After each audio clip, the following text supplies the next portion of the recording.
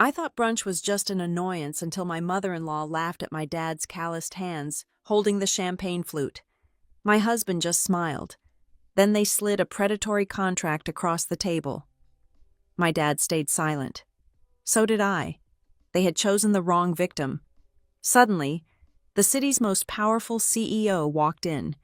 He ignored me, looked straight at my father, and greeted him by a title that left my in-laws dead silent. My name is Stella Clark, and if there is one thing I have learned in my 34 years of life, it is that a text message from my mother-in-law before 8 in the morning is never just a casual greeting. It is a summons. The phone buzzed against the marble countertop of my kitchen island, vibrating with a persistence that made the coffee in my mug ripple. I stared at the screen. The name Cynthia Wexler flashed in a cheerful, harmless font that betrayed nothing of the woman behind it. I swiped the screen open, my stomach already tightening with that familiar, cold dread I had come to associate with the Wexler family. The message was short. Sunday brunch, the marrow vine, 12:30, bring your dad for fun. I read it twice, then a third time. The word fun sat at the end of the sentence like a piece of bait on a steel hook. The Wexlers did not do fun. They did leverage. They did calculated social maneuvering. They did public displays of affluence meant to secure their standing in the Charleston social hierarchy. But fun was messy. Fun was unpredictable. And above all, the Wexlers did not invite my father, Ray Clark, to anything unless they absolutely had to. To them, my father was a prop that did not fit their set design. He was a retired blue-collar man who had spent 40 years working with his hands, managing logistics and heavy machinery in warehouses that people like Cynthia and Douglas Wexler pretended did not exist. He wore flannel because it was comfortable, not because it was ironic.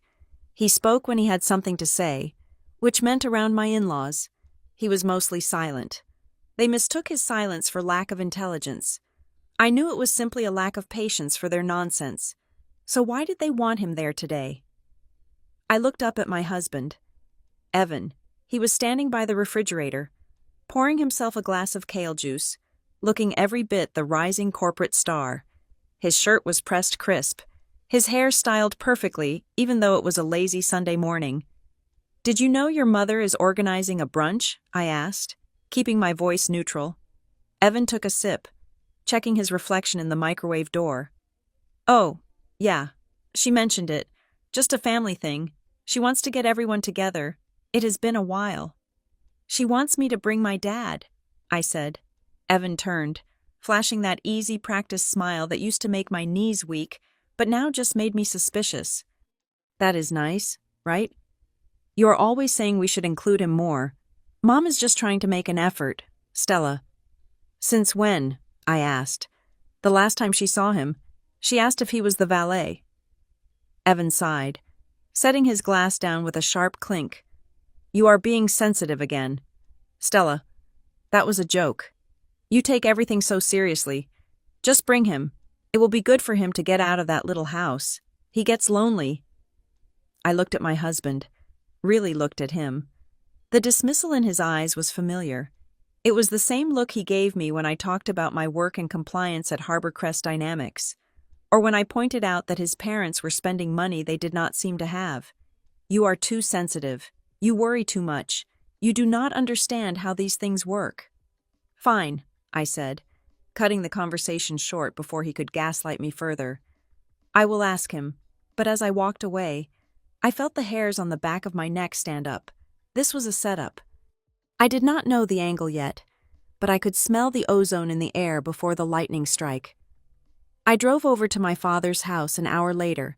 It was a small, immaculate bungalow on the other side of town, far away from the gated communities and manicured hedges of the Wexler estate. When I pulled into the driveway, Dad was in the garage, wiping down his old toolbox. The air smelled of oil and sawdust, a scent that always made me feel safe. "Hey, kiddo," he said, looking up. His face was weathered, lines etched deep around his eyes from years of squinting at blueprints and safety manifests. But his smile was genuine. It was the only genuine thing I had seen all day. "Hey, Dad," I said, leaning against the doorframe. I have a weird question. Cynthia wants us to go to brunch today. She specifically asked for you. Dad paused, the rag in his hand stilling over a wrench. He looked at me, his dark eyes assessing my face. He knew how the Wexlers treated him. He knew the subtle digs, the way they spoke slowly to him as if he were a child, the way they ignored him at the wedding until the photographer came around. "You want me to go?" he asked. "I do not want you to be uncomfortable," I said honestly. "I think they are up to something, but if you do not go, they will use it against me. They will say I am keeping you away, or that you are too antisocial to function in their world." Dad nodded slowly. He put the wrench down and wiped his hands. "If it helps you, Stell, I will go. I can eat eggs. I can listen to Douglas talk about his golf handicap. It is just a few hours." "I am sorry," I whispered. "Don't be," he said, walking over and squeezing my shoulder. His hand was heavy, rough with calluses, warm and solid. "I am your dad. It is my job to show up." I went home to change, my mind racing. If they were planning an ambush, I needed to be ready. I went into my home office and unlocked the bottom drawer of my desk. Inside lay a thin manila envelope. It contained documents I had been gathering for months, receipts, printed emails, compliance reports from work that had flagged some very interesting anomalies regarding vendors linked to my father-in-law. I had never intended to use them. They were my nuclear option, a shield I hoped would gather dust. But today, the air felt different. Today felt like a battlefield. I slid the envelope into my leather handbag. It sat there, flat and unassuming, nestled between my wallet and my phone. A hidden blade. "Ready?" Evan asked from the doorway. He was wearing his navy blazer, the one he wore when he wanted to look like a serious businessman. "I will take my own car," I said. "I have to pick up Dad." "Suit yourself," Evan said, checking his watch. "Don't be late. Dad invited a few people. We need to make a good impression." "A few people?" I asked sharply. "I thought it was family brunch." "Just connections." Evan waved a hand dismissively. "Networking. You know how Dad is." I knew exactly how Dad was. Douglas Wexler was a man who viewed every human interaction as a transaction. If there were people there, it meant he was selling something. And if he wanted my father there, it meant my father was part of the pitch or the punchline. I picked up Dad at 12 o'clock sharp. He was wearing his Sunday best, a charcoal suit that was at least 10 years old, but pressed within an inch of its life. His shirt was white and starched, his shoes polished to a mirror shine. He looked dignified. He looked like a man who respected himself, which was something Douglas Wexler, with all his expensive tailoring, never quite managed to achieve. "You look sharp," I said as he got into the passenger seat. "Feels tight," Dad grunted, tugging at his collar. "But I figure if we are going to a place called the Marrow and Vine, I better not look like I just crawled out from under a truck." I laughed, but the sound was brittle. "Just stay close to me. Dad, we eat, we smile, we leave.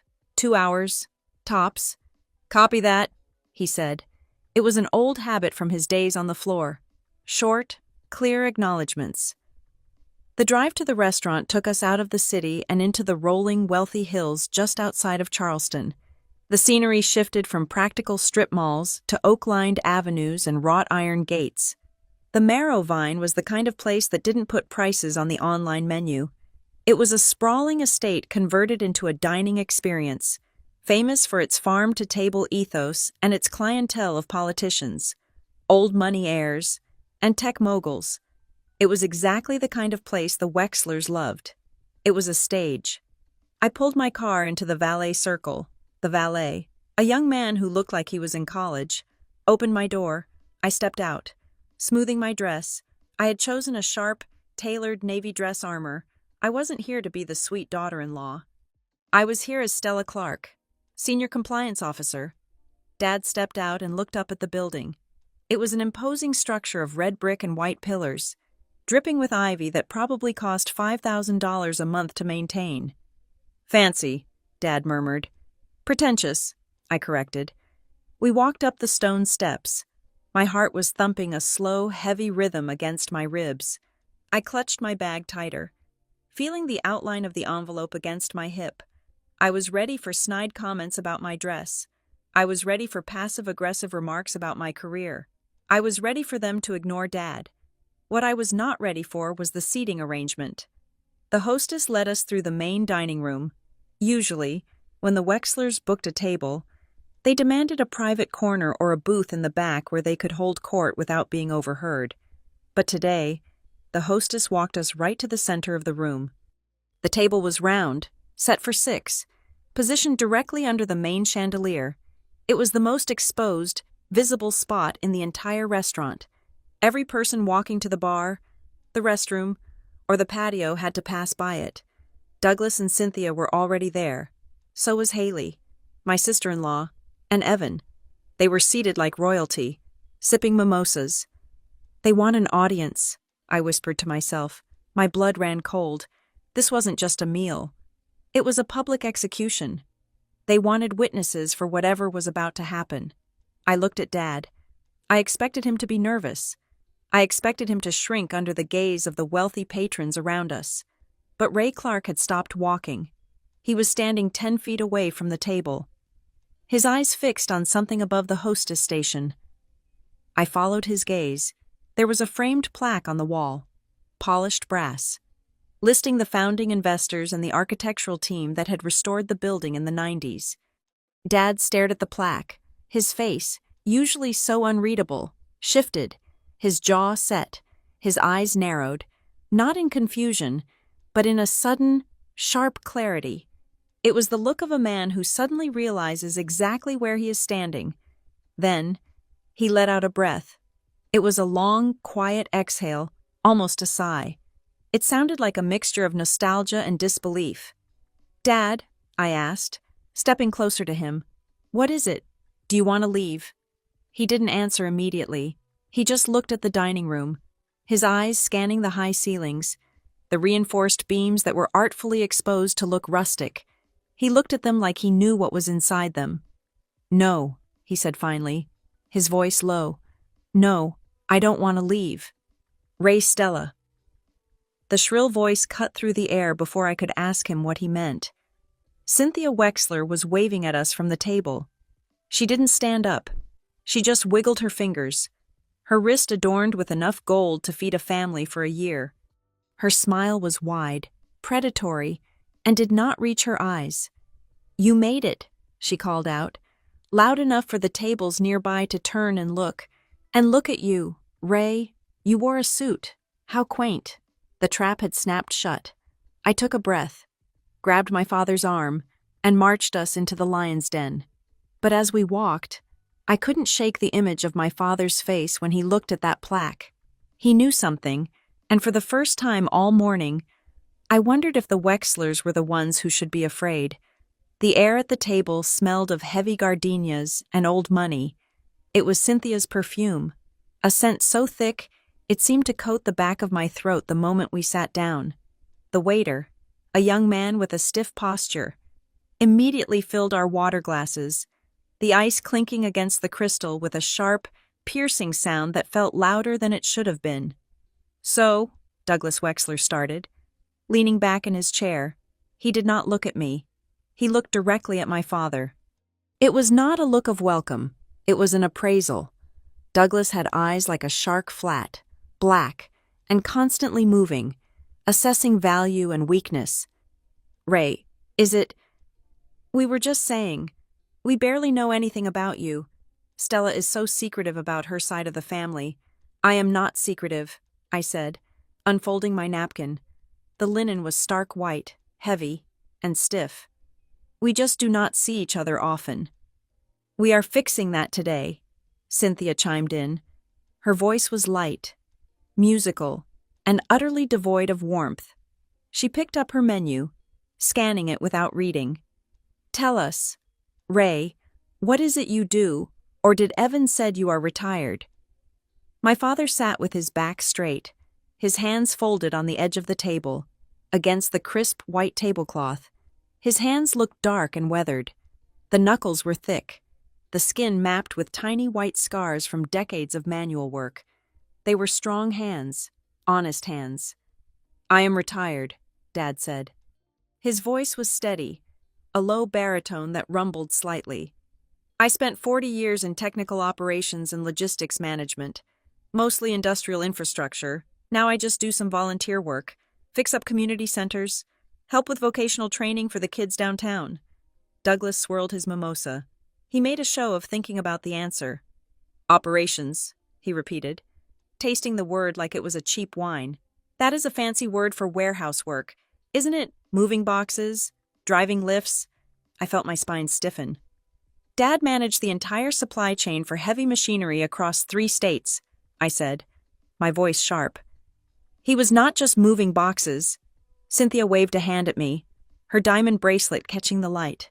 "Oh, Stella, do not be so defensive.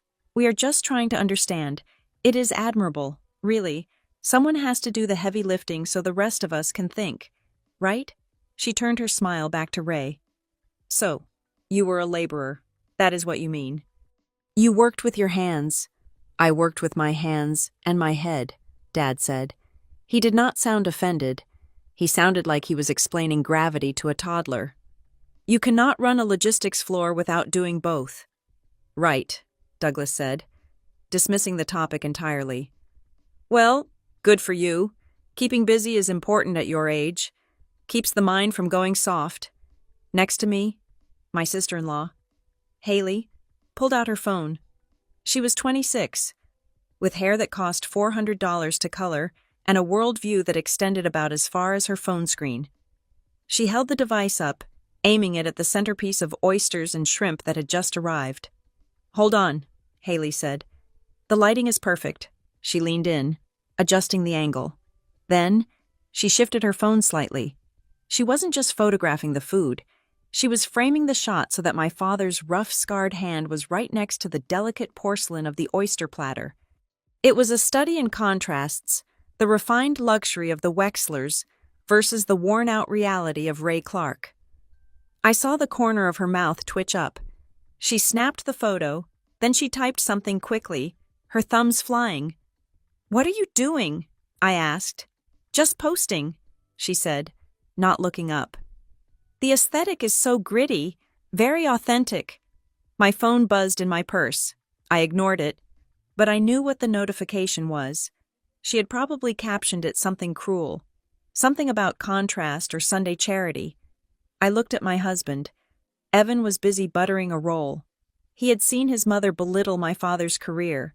He had seen his sister turn my father into a prop for her social media engagement, and he was doing absolutely nothing. "Evan," I said. He looked up, his mouth full. "What? Are you going to say anything?" Evan swallowed, wiping his mouth. He looked at his parents, then at me. There was a pleading look in his eyes, but it wasn't pleading for me. It was pleading for me not to make a scene. "About what?" Evan asked. Then he turned to my father, putting on a condescendingly sympathetic face. "Dad is fine. Look, honey. Dad? Ray is a simple guy. He's not used to places like this. We are just trying to make conversation." "Right, Ray. Simple." The word hung in the air like smoke.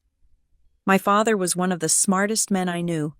He could look at a broken engine and diagnose the problem by sound alone. He could organize complex shipping routes in his head. But because he didn't know which fork to use for the salad, Evan called him simple. I was suddenly 19 years old again. The memory hit me with physical force. It was the first time I had met the Wexlers. I was a scholarship student, wearing a dress I had bought from a discount rack, thinking I looked elegant. I had walked into their foyer, and Cynthia had looked down at my shoes. They were scuffed at the heel. She hadn't said a word, but her gaze had lingered there for 5 full seconds before she looked up and asked if I wanted something to drink. That silence had told me everything. "You do not belong here. You are cheap. You are temporary." 15 years later, I was a senior compliance officer at a major corporation. I wore Italian silk. I drove a luxury car. But in this moment, looking at Evan's weak chin and Cynthia's frozen smile, I was still the girl in the scuffed shoes. "I am fine, Evan," Dad said. He picked up his water glass. "This is a nice place. Good architecture. The load-bearing beams are exposed. That is a bold choice." Douglas laughed. It was a bark of a sound. "Load-bearing beams. God. Ray, you really cannot turn it off, can you? We come here for the atmosphere, not the building code." Douglas signaled the waiter for another bottle of champagne, then leaned forward, his elbows on the table. This was his posture when he was about to brag. "Speaking of atmosphere," Douglas said, his voice booming slightly, "I was at the club yesterday. The Commodore. You know it. Ray, no. Of course you don't. Members only. Anyway, I was talking to the boys in commercial real estate. The market is exploding. I just closed on a commercial complex near the waterfront. 8 figures. He paused, waiting for applause that didn't come. "That is great, Dad," Evan said quickly. "It is more than great," Douglas continued. "It is legacy. That is what we build, legacy. And with Evan's promotion coming up, we are solidifying the Wexler name in this town. Vice President of Strategic Accounts. Has a nice ring to it, doesn't it?" Evan straightened his tie, looking proud. "It is not official yet, Dad. It is official when I say it is official," Douglas said. "I made the calls. I spoke to the board members. The paperwork is just a formality." He looked at my father again. The disdain was palpable. "That is how the world works, Ray," Douglas said, lecturing him. "It is not about how hard you sweat in a warehouse. It is about who you know. It is about leverage, connections, networking. I bet a man like you never had to worry about networking. Did you just punch a clock and go home?" My father slowly cut a piece of sausage. "I focused on doing the job right," he said. "When you do the job right, people remember you. That was enough connection for me." Cynthia let out a high, tinkering laugh. "Oh, that is adorable. Truly, it is such a quaint way to look at the world. Doing the job right? If Douglas only focused on doing the job right, we would be driving a Ford." "There is nothing wrong with a Ford," Dad said. "Of course not," Cynthia cooed. "For some people," I set my glass down hard. The stem hit the table with a sound that stopped the conversation. "That is enough," I said. My voice was calm, but underneath the table, my hands were shaking with rage. "Excuse me." Cynthia blinked, her painted eyebrows arching. "We are here to have lunch," I said. Not to dissect my father's career history or compare tax brackets. Dad worked hard so I could be where I am. And where I am is Harbor Crest Dynamics. I manage compliance for billion-dollar contracts. I think that proves his method of raising children worked just fine. I looked at Evan, daring him to interrupt me. He looked away. "We just want a quiet meal," I said. "Can we do that? Just eat, talk about the weather, and go home." The table fell silent. The waiter arrived with the main courses, sliding plates of lobster Benedict and truffle fries onto the table. The smell of rich hollandaise sauce mixed with the cloying scent of Cynthia's perfume, making me slightly nauseous. Cynthia picked up her fork. She looked at me, then at my father, and finally at Douglas. A slow, terrifying smile spread across her face. It was the smile of a cat that has just realized the mouse has nowhere left to run. "A quiet meal," she repeated, her voice dropping an octave. "Oh, Stella, darling, you really do not understand. Do you—" She reached under the table and pulled out a thick, leather-bound folder. She placed it next to her plate, right on top of the white tablecloth. It landed with a heavy, ominous thud. "We did not bring you here for a quiet meal," Cynthia said, her eyes locking onto mine. "And we certainly did not bring you here to talk about the weather." She tapped a manicured fingernail against the leather folder. "Today," she said, "we are going to talk about the future." The leather folder sat on the white tablecloth, like a boundary line drawn in the sand. Cynthia's manicured hand rested on top of it, claiming it, wielding it, around us. The restaurant buzzed with the low, expensive hum of silverware clinking against china, and the soft murmur of deals being made over midday cocktails. But for a moment, the noise faded into the background, and I was not sitting in the Marrow and Vine anymore. I was 10 years old, sitting in the passenger seat of my father's 1998 sedan. The car had smelled of stale coffee and sawdust, a scent that to this day I associate with safety. The heater rattled when it turned on, a mechanical cough that filled the cabin on cold winter mornings. We were parked outside my elementary school, watching the other kids get dropped off. They climbed out of shiny SUVs and pristine town cars, their backpacks new, their shoes scuff-free. I had looked down at my own sneakers, the rubber starting to peel away from the canvas near the toe, and I had felt that hot, prickly shame that only a child can feel when they realize the world is keeping score. "Stella," my father had said. His voice was not loud, but it filled the small space of the car completely. I had looked up at him. He was wearing his work uniform, his name embroidered in blue thread above the pocket. His hands were gripping the steering wheel, not with tension, but with a steady, capable calm. "You are looking at their shoes," he had said. It was not a question. "Do not look at their shoes. Look at their eyes." "Why?" I had asked, my voice small. "Because shoes just tell you where they have walked," he told me, shifting the car into neutral. "Eyes tell you if they are strong enough to walk the rest of the way. You do not need expensive things to command a room. Stella, you do not ask for permission to be respected. You just stand there. You know who you are, and you let them figure out they need to respect you." He had leaned over and kissed my forehead, his stubble scratching my skin. "Now go learn something. Make me proud." That memory washed over me, cooling the heat of anger that had flared up at Cynthia's insult. My father was not a man of grand speeches or performative gestures. He did not buy affection with trips to Europe or silence uncomfortable conversations with heavy checks.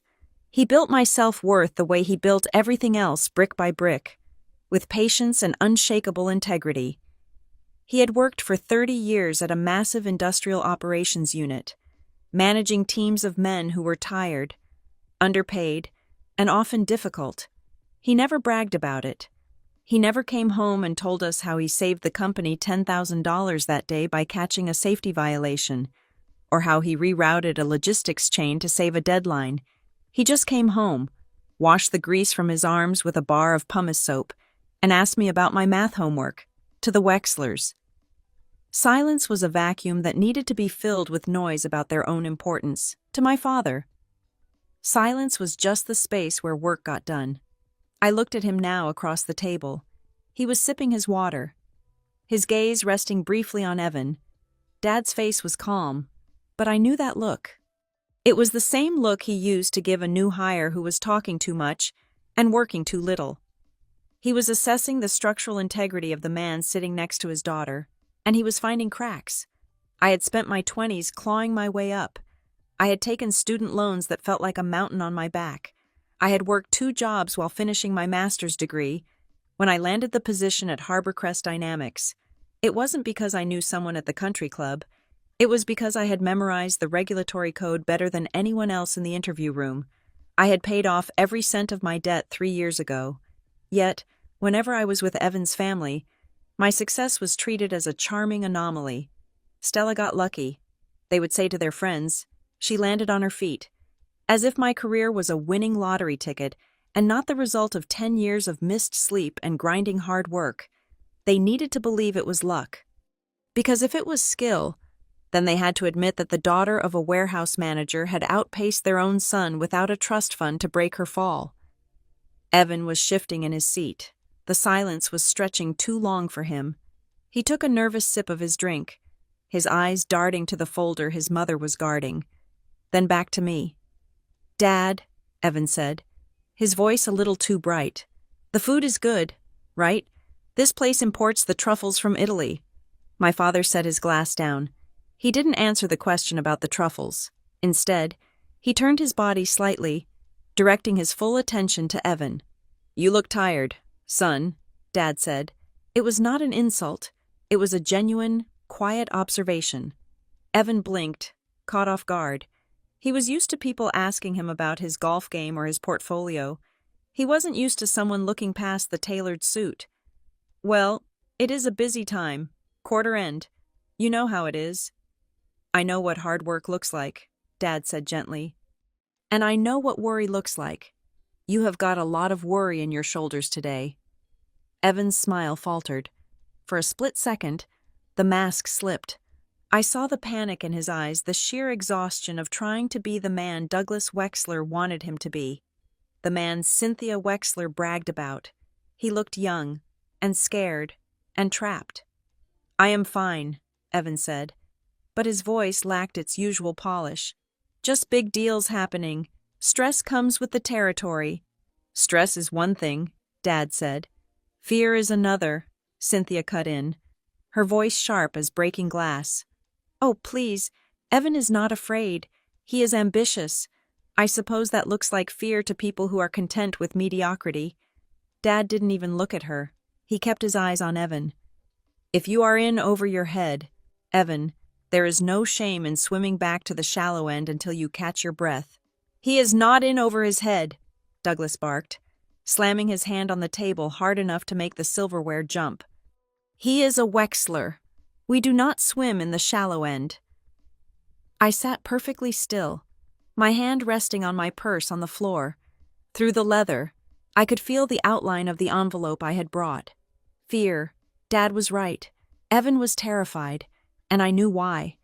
For the past 6 months, Evan had been bringing work home in a way he never had before.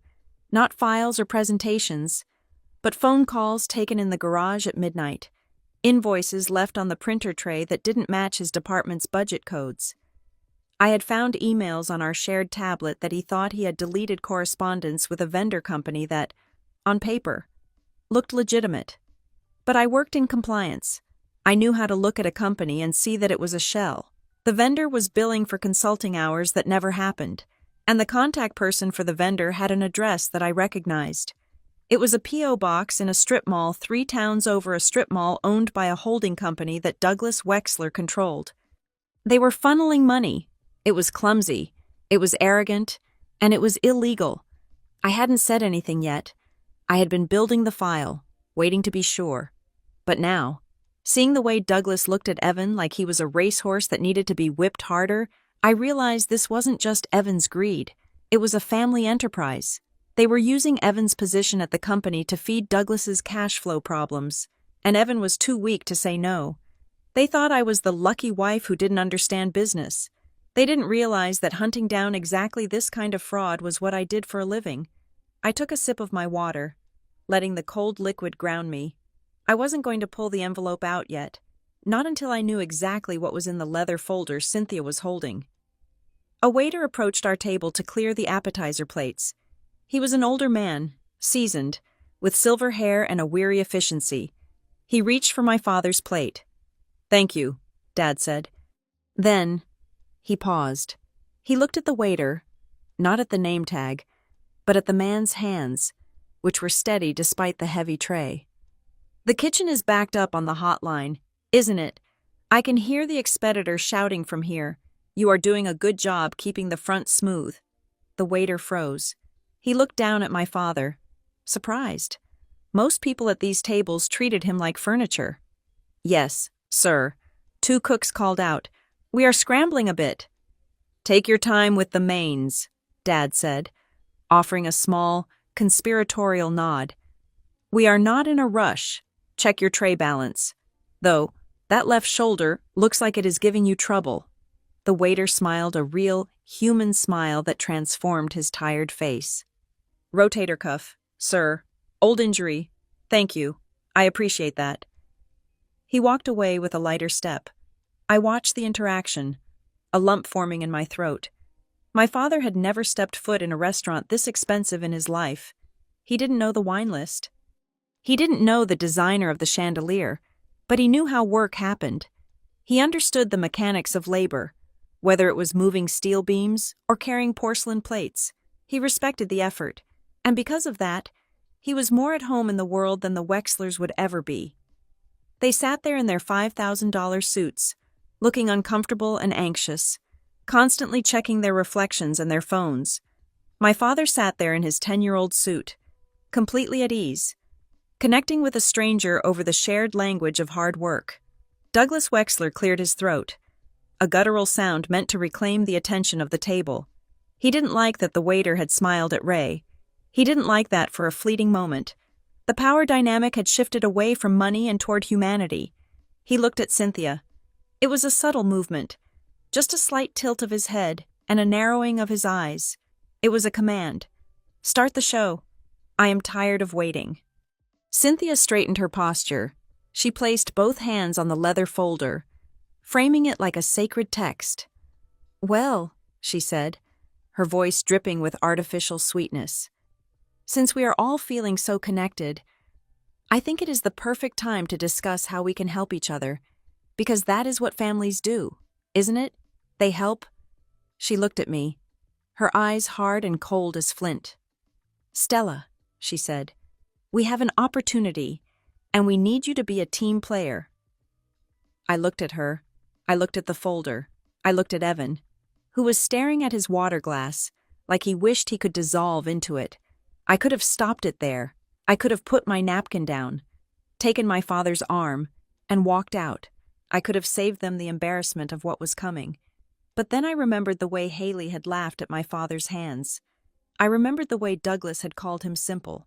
I remembered 15 years of being treated like a guest who had overstayed her welcome in my own marriage. No, I thought, I am not going to stop you. I am going to let you speak.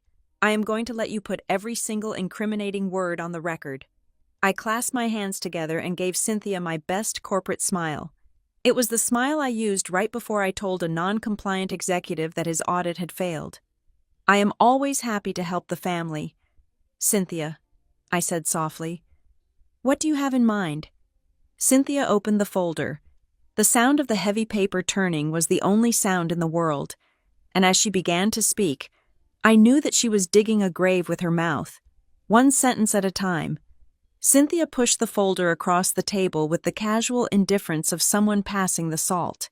It slid over the starch of the tablecloth, a smooth hissing sound that seemed to cut through the ambient noise of the restaurant. It came to a stop directly in front of my plate, nudging my fork just a fraction of an inch. There, she said, dusting her hands as if she had just completed a minor chore. It is just a small thing, really, a formality. We are refinancing the commercial properties in the downtown district, you know, the ones near the waterfront project Douglas mentioned. We just need a guarantor signature to get the preferred rate. It is standard procedure for family trusts. She pulled a Mont Blanc pen from her purse, black resin with gold trim, and placed it on top of the paper. The cap was already unscrewed. Just sign at the bottom of page 4, she added, picking up her wine glass. We do not need to bore everyone with the legal jargon. It is Sunday, after all. I looked at the document. It was thick, stapled in the corner, the paper heavy and cream-colored. The first page was dense with single-spaced text. I did not reach for the pen. Instead, I reached for my reading glasses in my purse. Douglas, I said, keeping my voice conversational, you have excellent credit. The company has assets. Why do you need a guarantor for a refinance? Banks usually fight over lending to portfolios like yours. Douglas cleared his throat, adjusting his silk tie. He looked annoyed that I was asking questions instead of blindly obeying. The banking climate is tight right now. Stella, you know that. Risk assessment algorithms have gone haywire. They are demanding additional security for the hospitality sector because of the market fluctuations. It is ridiculous, really, but we have to play the game. Right, I said. The game. I flipped the cover page open.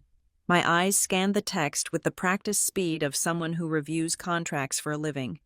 At Harbor Crest Dynamics, my job was to find the needles in haystacks of corporate liability. I knew what standard refinancing language looked like. I knew what boilerplate loan agreements looked like. This was neither. Paragraph 1. Clause 3. Unconditional personal guarantee. I felt a cold prickle of sweat start at the base of my spine. A personal guarantee meant that the signer was not just vouching for the company. They were putting their own assets on the line. If the company defaulted, the bank would not just take the company's property, they would come for the signer's house, their car, their savings, their retirement fund.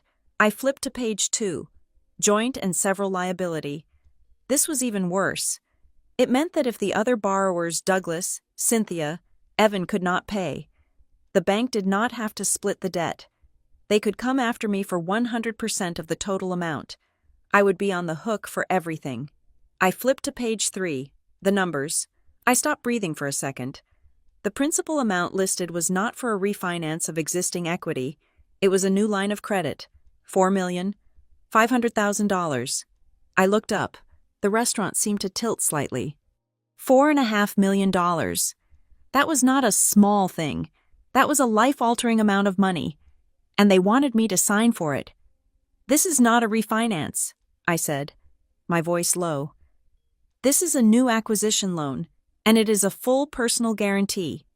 It puts my personal assets up as collateral, my house, my 401k, my checking account. Evan reached out and covered my hand with his. His palm was damp. Stella, honey, you are overreacting. It is just on paper. We are never going to default. The project is a gold mine. We just need the liquidity to get started. Once the revenue starts flowing in 6 months, we refinance you off the loan. It is temporary. Temporary, I repeated. Evan, this creates a lien on everything I own. If I sign this, I cannot sell my house without the bank's permission. I cannot take out a car loan. It destroys my debt-to-income ratio.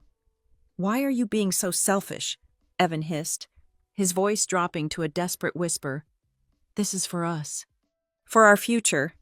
Dad is going to cut us in on the profits. 20%. Do you know what 20% of a waterfront commercial complex is? It is freedom, Stella. But I need you to back me up here. I need you to prove you are part of this family. Prove you belong. That was the hook. That was always the hook. For 15 years, I had been standing outside the circle, and now they were telling me the price of admission was $4.5 million of risk. It is not about selfishness, Evan, I said. It is about sanity. This document waives my right to legal counsel. Did you read that part, Clause 7? The guarantor acknowledges they have had sufficient time to review and waives the right to further legal consultation. They want me to sign away my right to a lawyer. Because lawyers slow things down, Douglas barked. He was losing his patience.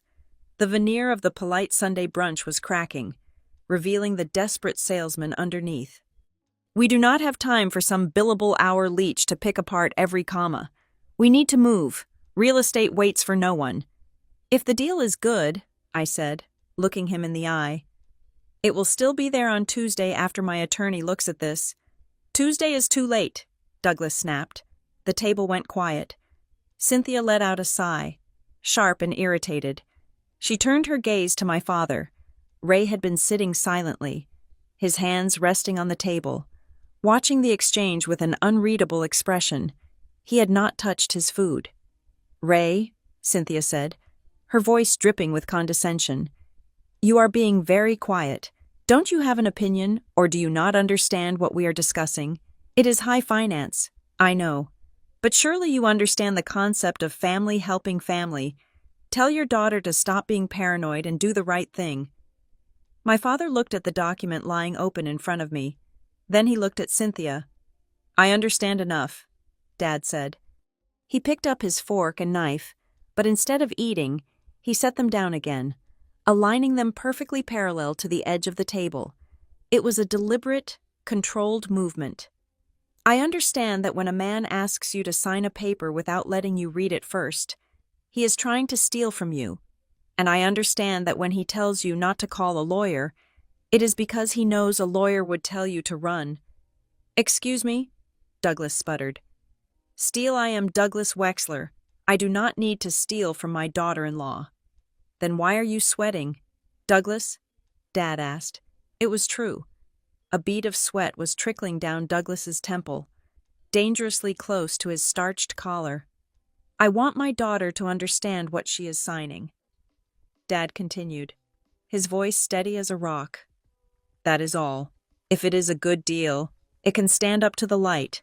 If it has to be done in the dark, under pressure, over a plate of eggs, then it is a trap. Haley laughed. It was a harsh, ugly sound. She put her phone down, abandoning her Instagram curation. Oh my God, this is rich. The warehouse guy is giving legal advice. You act like you are a lawyer. Ray, stick to fixing toilets or whatever it is you do. This is business. This is how wealth is generated. You wouldn't know anything about that. My blood boiled. I felt a heat rise in my chest that had nothing to do with the temperature of the room. Shut up. Haley, I said. Haley recoiled, her mouth dropping open. What did you say to me? I said shut up, I repeated, my voice ice cold. You are taking photos of food you did not pay for, posting them on a phone your daddy bought, talking about wealth generation. You have never generated a dime in your life. I turned back to Douglas. I placed my hand flat on the contract. Why? I asked. Why what? Douglas growled. Why today? I pressed. Why the rush? You said Tuesday is too late. Why banks do not close deals on Sundays? Title companies are closed. If I sign this now, you cannot do anything with it until tomorrow morning anyway. So why can I not take it home and read it tonight? Why do you need the ink wet right this second? Douglas looked at Cynthia. Cynthia looked at Evan. A silent communication passed between them, a current of panic. It is logistics, Douglas stammered. We have a meeting first thing Monday morning. The package needs to be complete. It shows commitment. Who is the meeting with? I asked. Investors, Douglas said vaguely. Which investors? I pushed. Is it the bank? Is it a private equity firm? It is none of your business, Douglas snapped, his face flushing red. You are just the guarantor. You do not get to interrogate the deal flow. I do if I am liable for $4 million, I shot back. It is for the Harbor Crest vendor certification, Douglas shouted. The words hung in the air. He froze. His eyes widened, realizing what he had just said. He clamped his mouth shut, but the horse was already out of the barn. Harbor Crest vendor certification. My mind raced, connecting the dots faster than a supercomputer. Harbor Crest Dynamics, my employer, had a strict vendor policy. To bid on Tier 1 contracts, the massive, multi-million-dollar infrastructure service deals, a vendor had to prove financial solvency. They had to show they had liquid capital reserves of at least $5 million to ensure they would not go bankrupt in the middle of a project. Douglas did not have $5 million. He was leveraged to the hilt, so he was taking out a loan for $4.5 million to pad his accounts. He needed to show that money in his bank account by Monday morning. When the Harbor Crest procurement team, my team, or at least a team adjacent to mine, ran the final financial stress test on the bidders. But it was worse than that. If I signed this personal guarantee, I would be a financial partner in Douglas's company. I would be personally liable for his debt. I worked in compliance. Harbor Crest Employee Handbook. Section 4. Paragraph 2. No employee shall hold a financial interest, direct or indirect, in any vendor, contractor, or partner entity bidding for business with the company. Failure to disclose such interest is grounds for immediate termination. If I signed this paper, I became a de facto owner of his debt, and come Monday, when Douglas submitted his bid to Harbor Crest, I would be in direct violation of the conflict of interest policy. They were not just trying to use my credit, they were trying to use my job. You are bidding on the facility management contract, I said, my voice barely a whisper. The realization made me feel sick. The one for the new data center in North Charleston. Douglas did not answer, but his silence was a scream. You need this money to pass the solvency check, I said, and you need it by Monday because the portal closes at noon. It is a good contract, Stella, Evan pleaded. It is worth $10 million a year. We get this, and we are set for life. Who cares about the rules? Everyone bends them. You can just recuse yourself. You do not have to tell them you guaranteed the loan. They will never look that deep. They will look, I said, staring at my husband with horror. I am the one who wrote the audit protocols. Evan, I am the one who tells them where to look. If I sign this, and you get that contract, I am committing fraud. I would lose my license. I would lose my job. I could go to jail. Only if you get caught, Cynthia said. She took a sip of her wine, her eyes hard. And you are smart, Stella. You know how to hide things. Do this for us. Do this for Evan. Unless you want to explain to your husband why you cost his family a $10 million contract because you were too scared to sign a piece of paper. I looked at the document again. It wasn't a loan. It was a suicide note for my career. They knew. They had to know. They didn't care if I got fired. In fact, if I got fired, I would be even more dependent on them. I would be trapped. I looked at Ray. He was watching me, his eyes full of a fierce, protective intelligence. He saw it too. He didn't know the corporate codes, but he knew the smell of a trap. I reached out and closed the folder. I see, I said. So you will sign, Douglas asked, hope flaring in his greedy eyes. I need to think. I lied. There is no time to think. Douglas slammed his hand down again. I said I need to think, I said, my voice rising just enough to cut him off. I am going to the ladies' room. I will wash my hands. I will come back, and then I will give you my answer. I stood up, grabbing my purse. I needed a moment to breathe. I needed a moment to prepare the weapon I had brought with me. Don't take too long, Cynthia called after me, her voice sharp. We have dessert coming. I walked away from the table, my heels clicking on the floor. I could feel their eyes boring into my back. They thought they had me cornered. They thought the pressure was working. They thought that by mentioning the Monday deadline, they had scared me into submission. They were wrong. By mentioning the Monday deadline, Douglas had just handed me the key to his destruction. He had confirmed that he was desperate, and he had confirmed that his entire scheme hinged on a deadline that was less than 24 hours away. He had revealed his neck. All I had to do now was sharpen the blade. I returned to the table with the calculated slowness of a woman walking to the gallows. I kept my face blank. I kept my hands visible. I wanted them to see my hesitation because it made them feel powerful. And when people feel powerful, they get careless. They stop watching their perimeter. I sat down. The leather folder was still there, waiting like a hungry mouth. Did you wash your face? Cynthia asked, her voice dripping with faux concern. You looked a little pale, dear. Cold feet are not a good look on a woman your age. It suggests instability. I am fine, I said softly. I picked up the glass of water and took a small sip. I just needed a moment to process the numbers. $4.5 million is a lot of money. It is an investment, Douglas corrected immediately. He leaned forward, sensing the kill. And investments require courage, something your father might not understand, given his background. But you are a Wexler now. You need to think bigger. I nodded slowly, acting the part of the overwhelmed wife. I needed them to keep talking. I needed them to fill the silence with specifics. The more they spoke, the more rope they unspooled for their own hanging.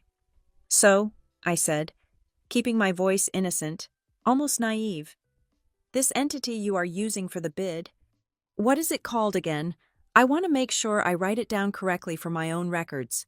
Wexler Strategic Holdings, Douglas said, puffing out his chest. Brand new LLC, clean slate. We kept it separate from the restaurant group to streamline the liability. Smart structuring. Smart, I echoed. And the cash flow. You said you needed the loan to show liquidity. Does the LLC have any other assets? Or is this loan the only thing inside it? Douglas waved a hand dismissively. It is a pass-through entity. Stella, standard practice. We move the loan funds in on Monday morning, print the balance sheet for the certification, and then we can move the money back out to cover the other debts once the contract is signed. It is just a snapshot, a moment in time. The auditors only look at the balance on the day of submission.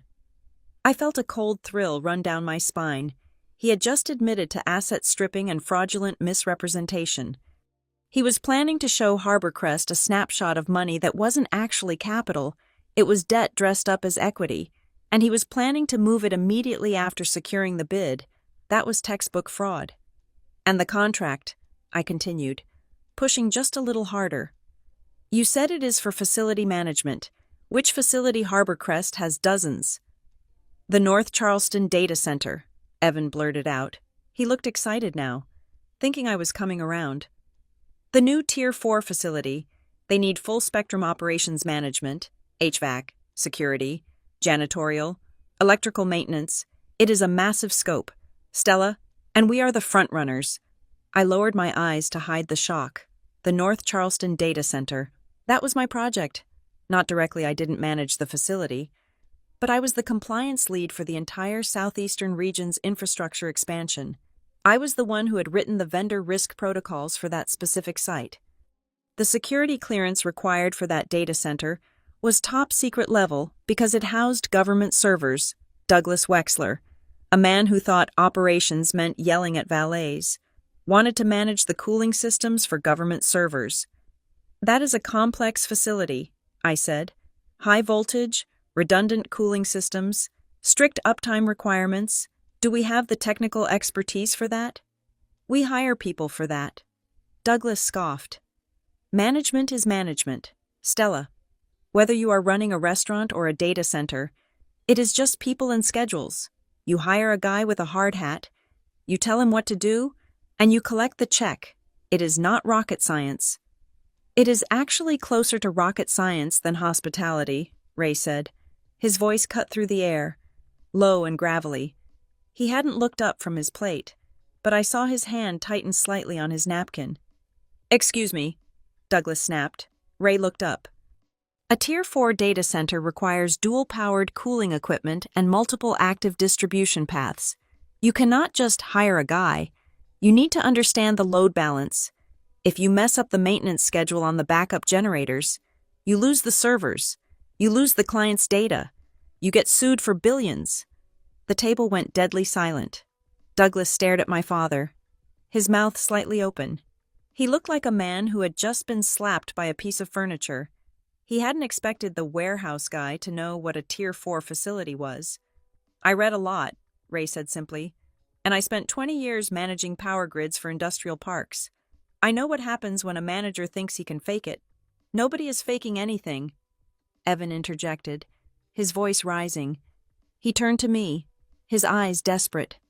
Stella, stop him. Why is he grilling us? You need to sign the paper. Just sign it. Don't make this awkward for your dad. If you do not sign, we lose the bid, and it will be your fault.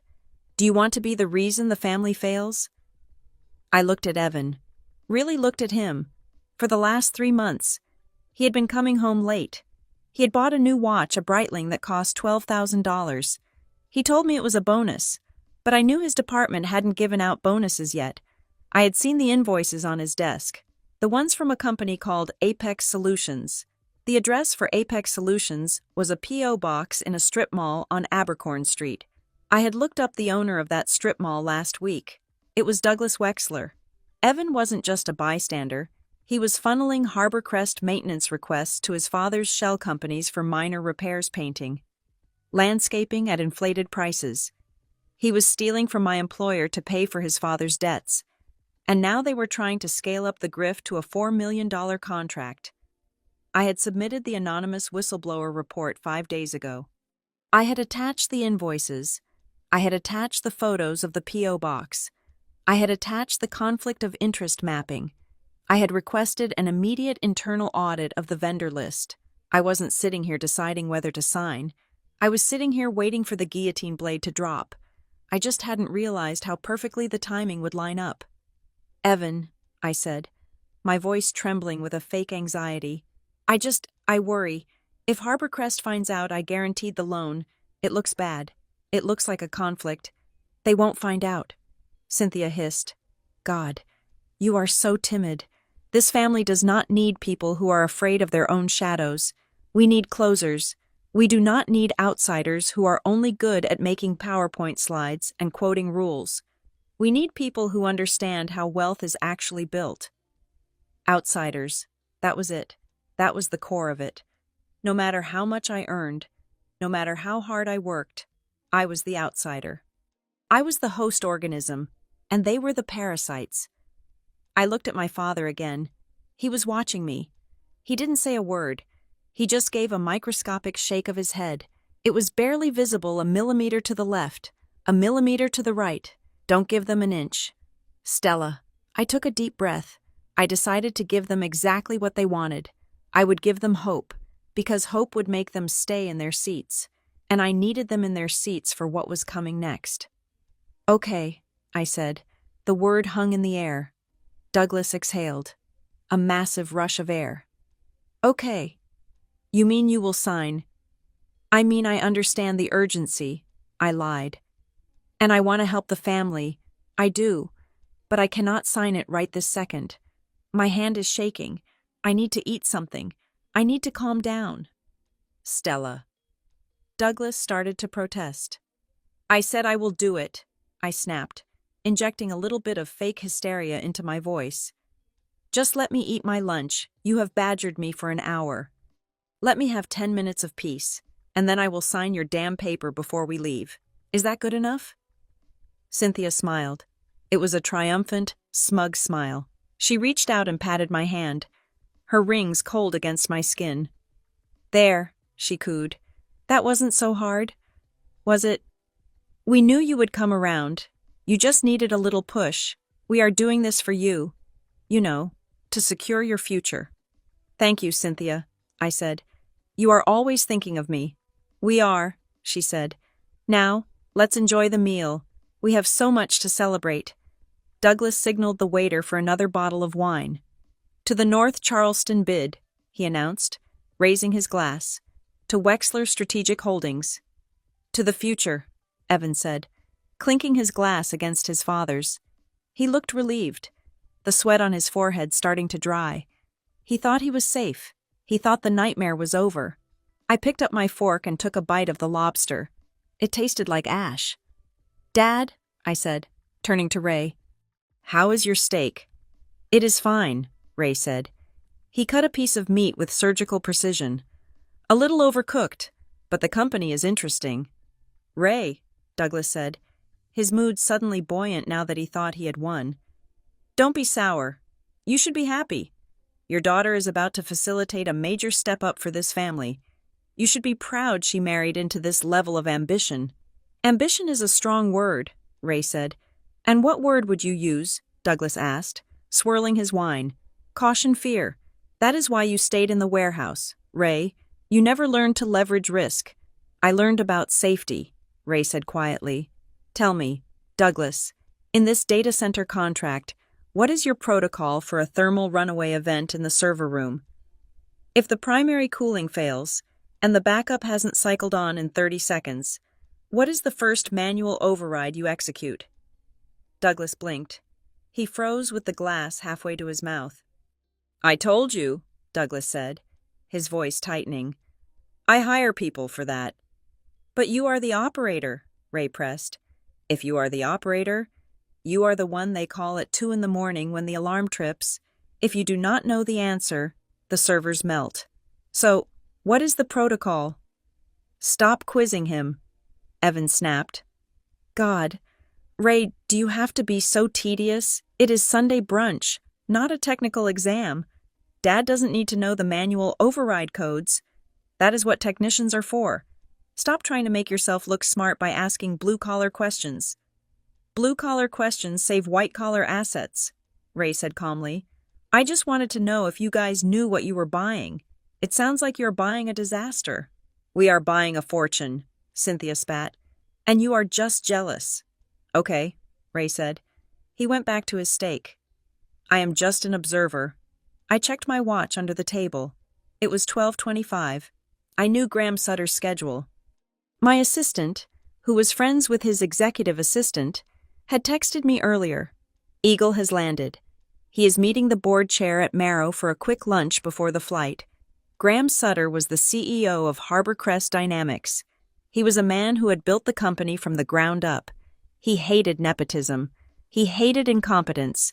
And more than anything, he hated liars. He was also a man who never forgot a face. I looked at the entrance of the restaurant. The heavy oak doors were closed. So, I said, looking at Douglas, Tell me more about the plan for Monday. You submit the bid at noon. 10 in the morning, Douglas bragged. We want to be first in the queue. Show them we are eager. And the bank transfer, I asked. Scheduled for 9, he said. As soon as you sign, I upload the document to the bank portal. The funds release automatically. It is a beautiful system. Beautiful, I agreed.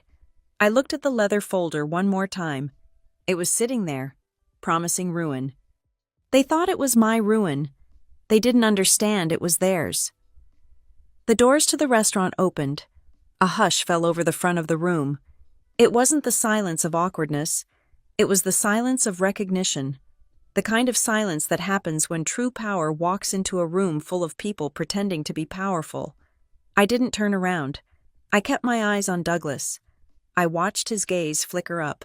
Over my shoulder, I watched his eyes widen. I watched the arrogant smirk slide off his face like slop. Is that, Douglas whispered, is that Graham Sutter? I think it is, Evan said. His voice hushed with reverence. Holy cow, that is him. That is the CEO. He is coming this way, Cynthia said, patting her hair frantically. Sit up straight. Everyone. Evan, fix your tie. Oh my God. He is walking right past us. Maybe we can say hello. Douglas, you should introduce yourself. Tell him we are bidding on the North Charleston project.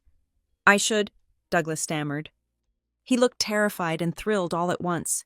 He started to push his chair back, preparing to ambush the man who held our fates in his hands.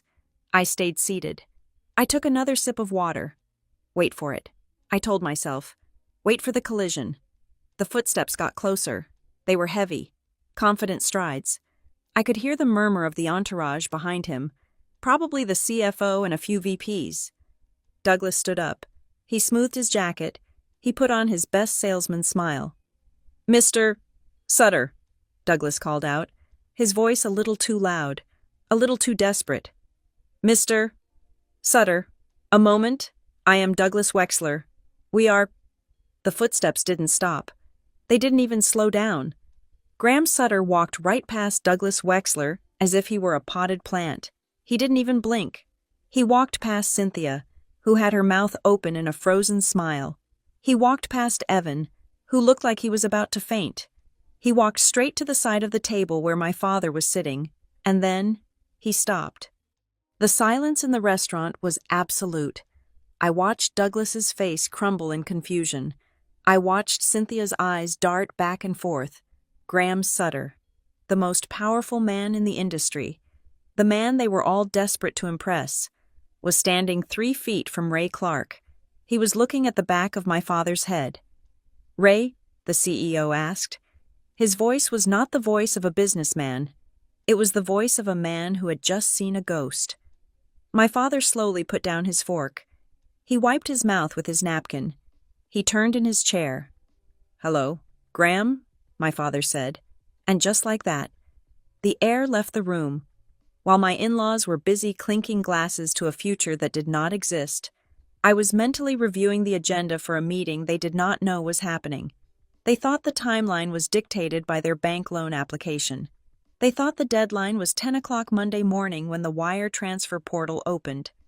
But the real deadline, the one that actually mattered, had been set 3 days ago in a calendar invite sent from the executive suite of Harborcrest Dynamics, Monday morning, 8 o'clock sharp.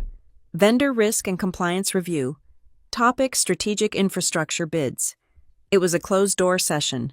Mandatory attendance for the chief financial officer, the head of legal, and the senior compliance officer, me.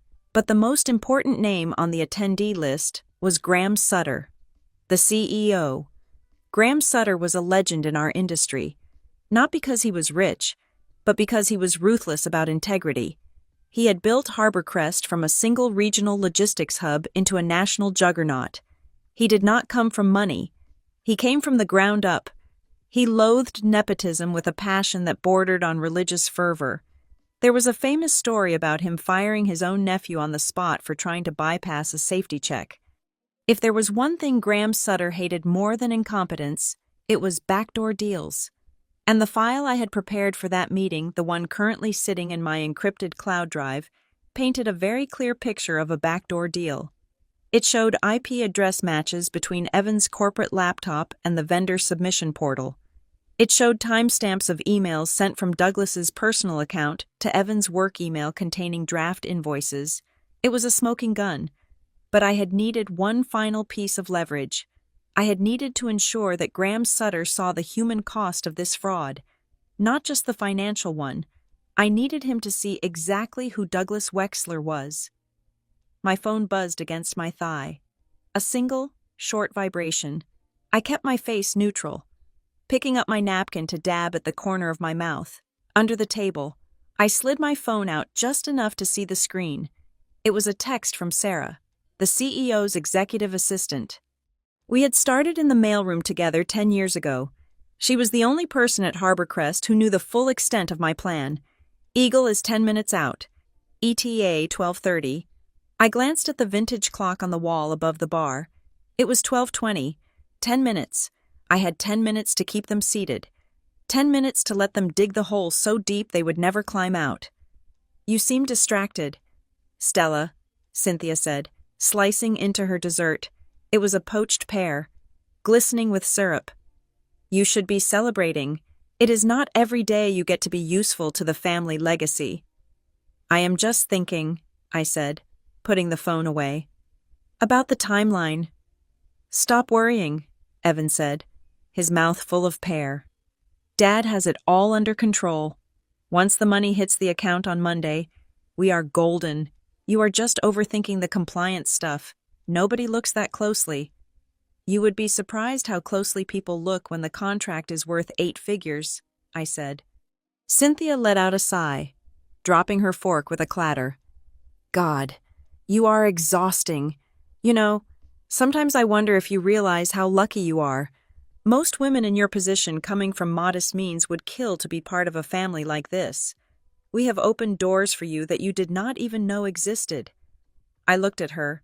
The arrogance was breathtaking. Is that so? I asked. Absolutely, Cynthia said, leaning forward. Do you think you would have that job at Harborcrest if it weren't for the stability Evan provides? Do you think you would be driving that car? We gave you a platform. Stella, you owe us, and signing that guarantee is just a small down payment on a lifetime of debt you owe to the name Wexler. My father moved. It was a subtle shift, just a tightening of his shoulders. He had been listening to them belittle his life's work for an hour, but hearing them claim ownership of my success was the line. She doesn't owe you a thing, Ray said. His voice was not loud, but it carried a weight that made the crystal glasses vibrate. Douglas turned his head, his eyes narrowing. He had been ignoring Ray since the workshop comment, but now he looked ready to fight. Excuse me, Douglas said. I think you are confused. Ray, you do not understand how the world works at this level. You think hard work is enough. That is cute, but in the real world, connections matter. Lineage matters. Stella is a Clark, sure, but she is successful because she is a Wexler. She is successful because she stayed up until 3 a.m. studying while your son was playing video games, Ray said. She is successful because she paid her own tuition. She is successful because she has integrity. Douglas laughed. It was a cruel, barking sound. Integrity. Integrity is what poor people tell themselves they have so they can sleep at night. Integrity doesn't buy commercial real estate. Leverage buys real estate. Douglas picked up his wine glass, swirling the red liquid violently. Let me ask you something. Ray, Douglas said, his voice dropping to a sneer. You talk a lot about operations. You act like you are some captain of industry. But let's be honest. You were a shift manager. You blew a whistle and made sure the forklifts didn't crash. What was it? A canning factory? A textile mill? At what little workshop did you learn all this profound wisdom? The insult was designed to be small. Workshop. It was meant to reduce my father's 40-year career managing massive logistical grids into a hobby. I held my breath. I checked the clock. 12:28. Ray looked at Douglas. He didn't blink. He didn't raise his voice. He looked at Douglas with the pity one might feel for a child who has just broken a toy he doesn't understand. "It wasn't a workshop," Ray said. "Oh," Douglas smirked. "A depot, then." "It was a heavy logistics command center," Ray said. "And the first thing they taught me there was simple. The empty truck rattles the loudest." Douglas's face went purple. "Are you calling me empty?" "I am saying that in my experience," Ray continued, his voice steady and calm. "The man who is actually in charge never has to raise his voice to prove it. And the man who actually has money never has to beg his daughter-in-law to sign a loan he can't afford." The silence that followed was absolute. Evan gasped. Cynthia looked like she had been slapped. Douglas opened his mouth to scream, his veins bulging in his neck. "You," Douglas started, rising half out of his chair. "You have no idea who you are talking to. I could buy and sell you 10 times over. I am going to—" Click. The sound of the heavy oak front doors opening cut through the restaurant. It wasn't a loud noise, but the shift in the room was instant. The ambient chatter of the dining room dropped. Heads turned. The air pressure seemed to change, the way it does right before a storm breaks. I didn't look at the door. I looked at my watch. 12:30, right on the second. I looked at my father. He wasn't looking at Douglas anymore. He was looking past him, towards the entrance. A small, knowing smile touched the corners of his mouth. He adjusted his tie, sitting up just a little straighter. "Douglas," I said softly. "What?" he snapped, his eyes still fixed on my father with pure hatred. "You might want to sit down," I said, "and you might want to stop shouting." "I will shout if I want to," Douglas roared, slamming his fist on the table. "I am the one who—" "Good afternoon," a voice said. It was a baritone voice, rich and commanding, coming from directly behind Douglas's chair. It wasn't shouting. It didn't have to. It was the kind of voice that made other voices stop. Douglas froze. The color drained from his face in a single, terrifying second. The footsteps stopped. The silence spread out from our table like a ripple in water, silencing the diners at the adjacent tables, then the ones beyond them, until the entire center of the restaurant was watching. I looked up. Graham Sutter was standing there. He was wearing a gray suit that cost more than Douglas's car, but he wore it carelessly. He wasn't looking at me. He wasn't looking at Evan. He wasn't even looking at the trembling Douglas Wexler. His eyes were locked on my father, and for the first time in the history of the Wexler family, they were completely, utterly invisible. The tension at the table was thick enough to choke on, but my mother-in-law, Cynthia Wexler, did what she always did when she felt her control slipping. She created a scene to redirect the narrative. She did not like that my father had silenced Douglas. She did not like that the room was watching us.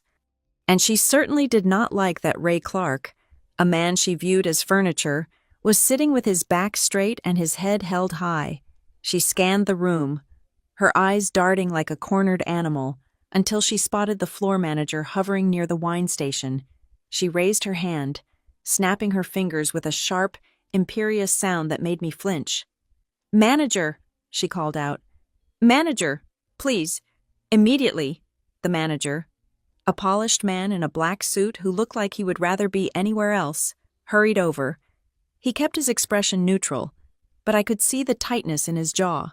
The Wexlers were known here, and not for their tipping. "Is there a problem with the meal, Mrs. Wexler?" he asked, clasping his hands behind his back. "It is not the meal," Cynthia said, her voice pitched loud enough to carry to the 3 nearest tables. She wrinkled her nose theatrically, wafting her hand in front of her face as if she were sitting next to a landfill. "It is the atmosphere. We are trying to conduct a business lunch, but it is becoming impossible to focus with this distracting odor." The manager blinked. "I am sorry, an odor." "Yes," Cynthia said, pointing a manicured finger directly at my father. "It smells like industrial chemicals, grease, old machine oil. It is quite overpowering. I assume you have a dress code regarding hygiene. It is ruining my appetite." I felt the blood drain from my face. My father was wearing his best suit. He had showered before I picked him up. He smelled of Irish spring soap and peppermint mints. There was no oil. There was no grease. It was a lie, a cruel fabrication designed to strip a man of his dignity in the most public way possible. "Mom," I whispered, my voice shaking. "Stop it. I will not stop it," Cynthia snapped at me. "I am paying for this lunch, and I expect standards." She turned back to the manager, her eyes wide and demanding. "Can you perhaps move us to a different table?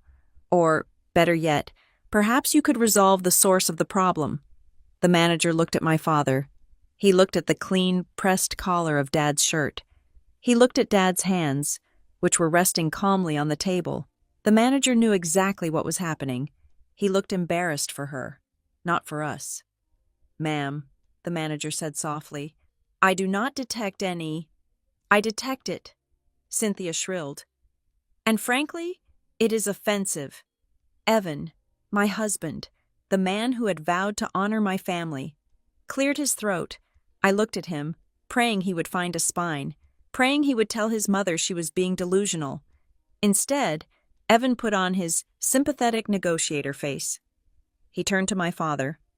"Look, Ray," Evan said, his voice dripping with condescending pity, "Mom has a very sensitive nose, and let's be honest, you are probably not comfortable here anyway. This is a lot of silverware, a lot of rules. It is not exactly the cafeteria at the plant." Evan pulled out his phone, tapping the screen. "Why don't I call you an Uber?" Evan offered, smiling like he was doing Dad a favor. "I will get you a premium one. You can go back to your place, kick off those stiff shoes, and watch the game. We can finish up the business with Stella, and she will drop by later. It is better for everyone. You do not belong in the middle of a high-stakes business brunch." My father looked at Evan. He looked at the phone held out like a consolation prize. Then, slowly, Ray Clark pushed his chair back. He stood up. He did not look angry. He looked tired. He buttoned his suit jacket with dignified, deliberate movements. He adjusted his cuffs. He looked down at the table where he had been insulted, mocked, and now treated like a contaminant. "You are right," Dad said. His voice was soft, devoid of bitterness. "I do not belong here. I thought I was having lunch with my daughter and her family. I see now I was just a prop." He looked at me, his eyes softening. "I am going to head out. Stell, you stay. Finish your work. Do what you have to do." He started to turn away. "No," I said. The word came out small at first. I stood up. My legs felt heavy, but my heart was hammering a rhythm of pure, white-hot rage against my ribs. "No," I said again, louder this time. I reached out and grabbed my father's arm. His muscle was hard under the wool of his suit. I held on tight. "You are not going anywhere, Dad," I said. I turned to look at Evan, then Cynthia, then Douglas. "He stays. If he leaves, I leave. And if I leave, that contract you want me to sign goes into the shredder." "Sit down, Stella," Douglas hissed. His face was a mask of dark fury. "You are making a scene." "I am making a scene." I laughed. A short, sharp sound. "Your wife just accused my father of smelling like grease because she is too insecure to handle the fact that he is smarter than her. You are the ones making a scene."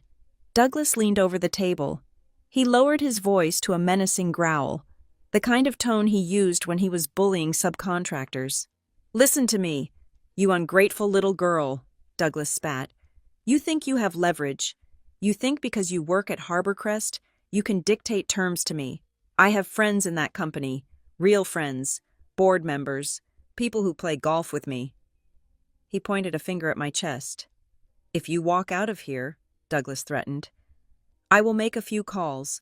I will tell them you are unstable. I will tell them you are difficult. I will tell them you are blocking a legitimate vendor bid because of a family vendetta. How long do you think your compliance career will last when the VP of Operations gets a call from me?" I stared at him. I realized then that he actually believed it. He lived in such a bubble of delusion that he thought his golf buddies, probably people he met once at a charity mixer, would fire a senior compliance officer just to please him. "You are threatening my job," I asked quietly. "I am threatening your future." Douglas said, Now sit down, shut up, and sign the paper, and let your father go home where he belongs. He is an embarrassment." "He is right." "Stella," Haley chimed in, swirling her drink. She looked at my father with a sneer of pure disgust. "Look at him. He is standing there like a statue. It is awkward. Just let him go.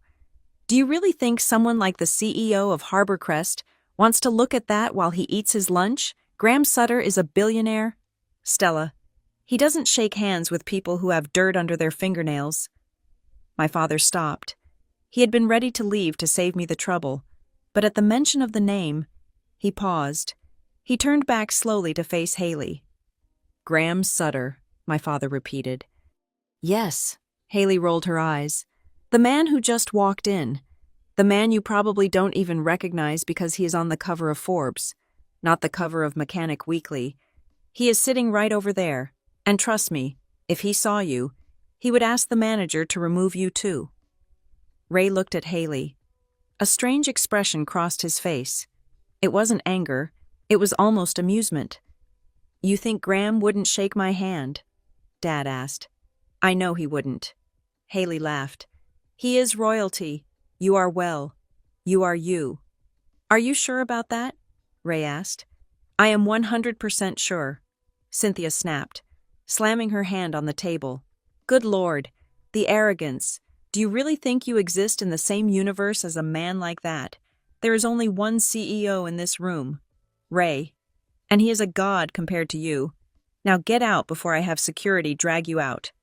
"Yeah, Dad," Evan muttered, looking away. "Just go." Dad didn't move. He stood his ground, anchoring himself to the floor like one of the steel beams he used to inspect. He looked at Douglas, whose face was purple with rage. He looked at Cynthia, whose sneer was trembling with malice. "I will go," Dad said calmly, "but not because you told me to, and not before I say hello to an old friend."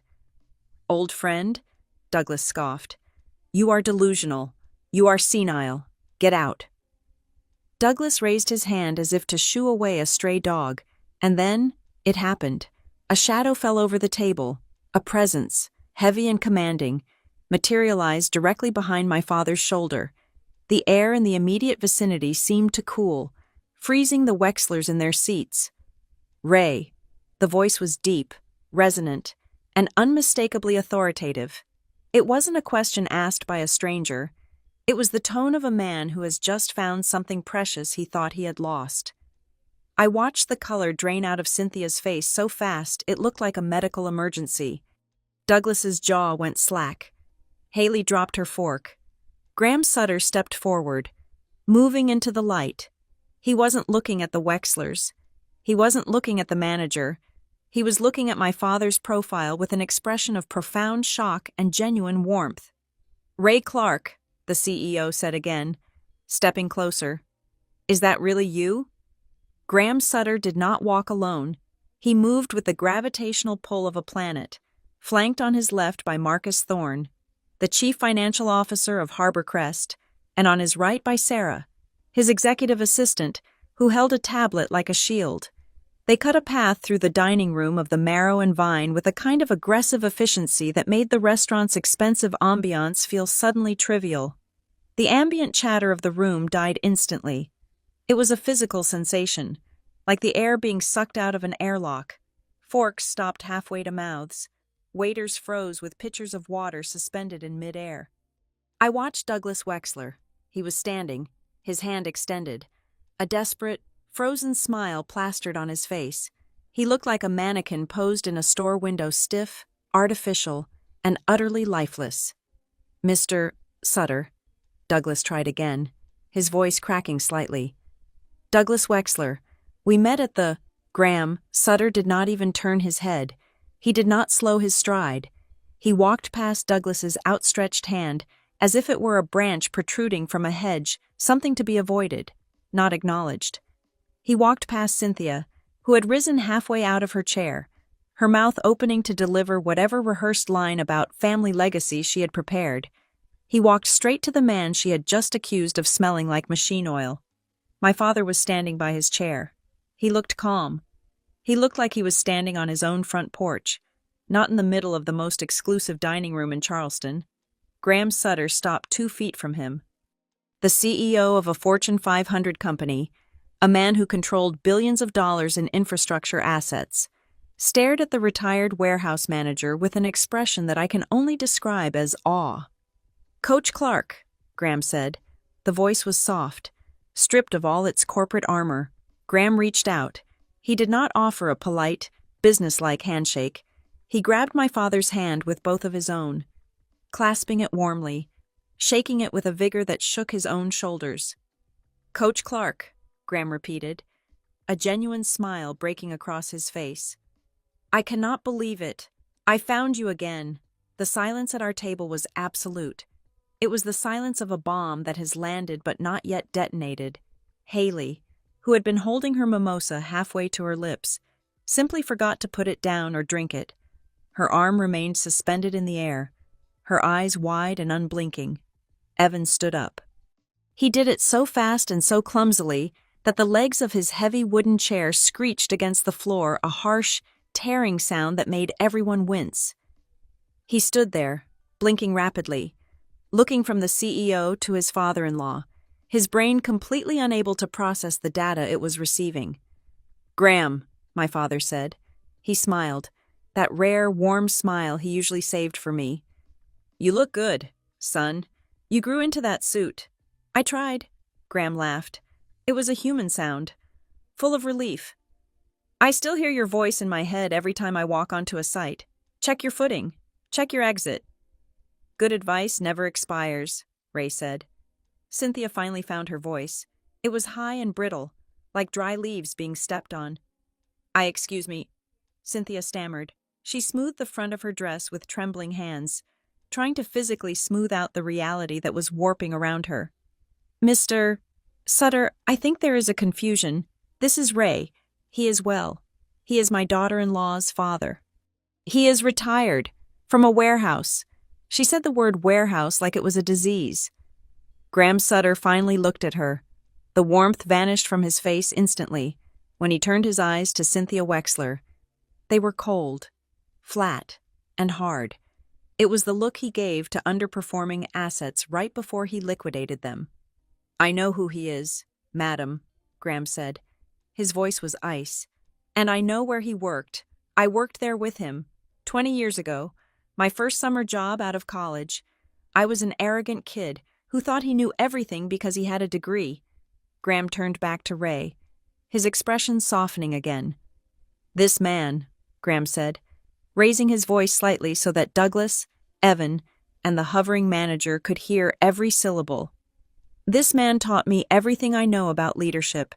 He taught me that you do not lead from an office, you lead from the floor, and more importantly, he is the reason I am alive to be standing here today."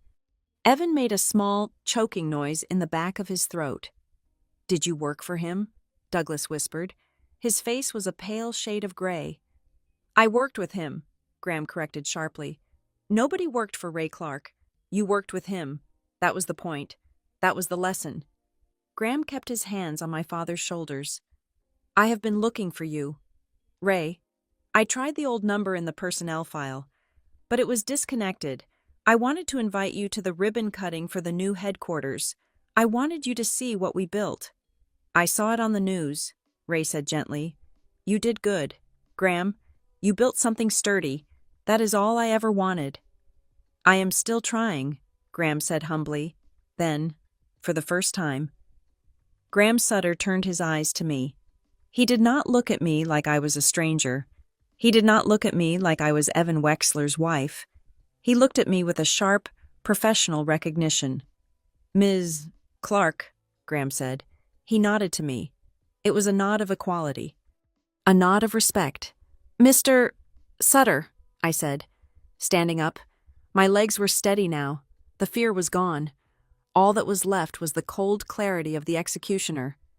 "I received your packet," Graham said. "My assistant flagged it this morning. I read it in the car on the way over." "Packet," Evan squeaked. "What packet, Stella? What is he talking about?" Graham ignored Evan completely. He kept his eyes locked on mine. "It was thorough," Graham said to me. The cross-referencing of the vendor entities, the IP address matches, the invoicing anomalies. You did excellent work. Stella, it is the kind of forensic diligence I wish I saw from my own internal audit team. Thank you, sir, I said. I wanted to be sure before I escalated it. You were right to escalate it, Graham said. His voice dropped, becoming darker. I have zero tolerance for what you found. You know that. I know, I said. Douglas Wexler looked like he was having a stroke. His eyes were darting between me and the CEO, trying to piece together the fragments of a nightmare he couldn't quite comprehend. Memo, Douglas croaked. What memo? What is going on? The question hung in the air. I turned to look at my father-in-law. I looked at the man who had mocked my father's shoes, the man who had called my father simple, the man who had tried to bully me into committing fraud to save his own failing business. I looked at the leather folder still sitting on the table, the trap he had set for me, which was now snapping shut around his own neck. The memo regarding the conflict of interest, I said clearly. And the vendor fraud investigation, I paused, letting the words land. Regarding your company, Douglas, I finished. Douglas made a sound like a balloon deflating. He gripped the edge of the table, his knuckles white. My company, he whispered. Wexler Strategic Holdings, Graham Sutter said. He spoke the name with disgust. And the other shell entities you have been using to bill my company for services you never rendered. We have the invoices, Mr. Wexler. We have the bank trails. And thanks to Stella, we have the direct link to your son's corporate account. Evan dropped into his chair. He didn't sit. He collapsed. He put his head in his hands, staring at the tablecloth. I told you, Evan moaned softly. I told you it was too risky. Shut up, Douglas hissed at his son. But the fire was gone from his voice. It was just panic now. Cynthia looked at me. Her eyes were wide with betrayal.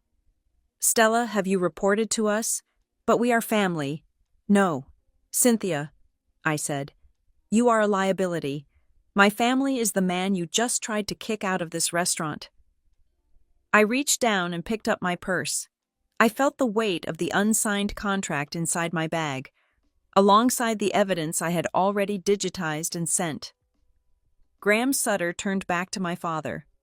Ray, Graham said, his voice warm again. I have a private room in the back. My CFO and I are having a working lunch. I would be honored, truly honored, if you would join us. I want to hear about what you have been doing. I want to introduce you to Marcus. He needs to hear the story about the generator failure in '99. I remember that, Ray chuckled. You ran fast that day. Graham. I ran because you told me to run, Graham smiled. He looked at me. Stella, you too. We need to discuss the next steps for the investigation, and I think you might be due for a conversation about your future at Harborcrest. I need people with your kind of backbone in the C-suite. I would love to, I said. My father stepped away from the table. He didn't look back at the Wexlers. He didn't say a final witty remark. He didn't need to. His silence was louder than anything he could have said. I followed him, but before I turned away completely, I looked at Douglas one last time. He was sitting in the ruins of his life. The waiter, the one Ray had been kind to, was standing a few feet away, watching with a subtle, satisfied smirk. The manager who had been summoned to kick my father out was now looking at Douglas with open contempt, realizing he had almost thrown out the mentor of the most powerful man in the city. Enjoy the brunch, I said to them. I think you still have a bottle of champagne to finish. You should drink it. It might be the last expensive bottle you get for a very long time. Graham Sutter placed a hand on my father's back, guiding him toward the VIP section, away from the public gaze, away from the noise. As we walked away, the silence at the Wexler table was broken only by the sound of Haley's phone clattering onto her plate. She hadn't taken a picture of this. There was no filter in the world that could fix what had just happened to them. We walked into the back room, the heavy velvet curtains closing behind us, leaving my in-laws alone in the spotlight they had so desperately craved, finally getting exactly the kind of attention they deserved. The heavy velvet curtains of the private dining room slid shut, sealing us off from the noise and the spectacle of the main floor. The silence here was different. It was not the silence of tension or awkwardness. It was the silence of insulation. The air smelled of aged leather and expensive single malt scotch, a scent that signaled power rather than desperation. Graham Sutter gestured for my father to take the head of the table. It was a seat usually reserved for board chairmen or visiting dignitaries. My father hesitated for a fraction of a second, his hand hovering over the back of the mahogany chair, but Graham insisted with a gentle nod. "Please, Ray," Graham said. "You sit there. I have spent enough time at the head of the table. Today, I want to listen." My father sat down. He looked out of place in his 10-year-old suit against the plush upholstery, yet he commanded the room effortlessly. I sat to his right. Marcus Thorne, the chief financial officer, sat opposite me, opening a slim laptop. Graham took the seat next to my father, pouring him a glass of water personally, ignoring the waiter who tried to intervene. "So," Marcus said, looking between Graham and my father, "I have heard the legend of Ray Clark for 10 years. I honestly thought you made him up. Graham, a mythological figure to scare the junior operations managers." Graham laughed, shaking his head. "He is not a myth. He is the reason I have a functioning right leg, and the reason Harborcrest did not go bankrupt in 1999. Graham leaned back, swirling his iced tea. "I was 22, he told us. "Fresh out of business school, I thought I knew everything about efficiency. I was trying to cut costs on a loading dock retrofit. I ordered a cheaper grade of steel for the temporary scaffolding. On paper, it saved us $50,000. The math worked." He looked at my father with a mixture of shame and gratitude. "Ray was the floor manager," Graham continued. "He took one look at the manifest and shut the site down. He red-tagged the steel. I came down there screaming. I told him I was going to fire him for insubordination. I told him he was standing in the way of progress." I watched my father. He was staring at his hands, a small, embarrassed smile playing on his lips. "And what did Ray do?" Marcus asked. "He didn't yell back," Graham said. "He just handed me a hard hat and said, 'If you trust that steel, you stand under it while we load the pallets. If you are not willing to stand under it, do not ask my men to stand under it.'" Graham paused. I didn't stand under it. 2 hours later, a pallet slipped from the crane. The impact would have sheared that cheap steel like tinfoil. It would have brought the whole rig down on top of the shift crew. Ray saved 6 lives that day, and he saved me from going to prison for criminal negligence. "I was just doing the job," Ray said softly. "You cannot cheat gravity, Graham, and you cannot cheat safety. You were a good kid. You just were in a hurry. I taught you that you cannot sprint a marathon." "You taught me that integrity is expensive," Graham corrected, "but it is cheaper than the alternative." The room went quiet. I felt a lump in my throat. This was the man the Wexlers had mocked. This was the simple man they wanted to send home in a taxi because he embarrassed them. They had no idea that the foundation of their entire business world, the very ethos of the company they were trying to defraud, was built on the principles my father had taught its CEO 2 decades ago. Graham turned to me.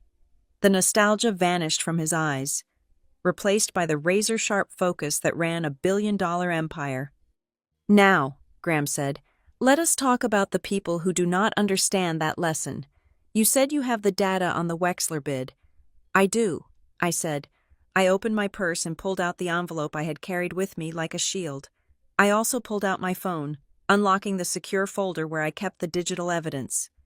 "The entity bidding for the North Charleston Data Center contract is listed as Wexler Strategic Holdings," I began, my voice steady. "On the surface, it looks like a standard limited liability company.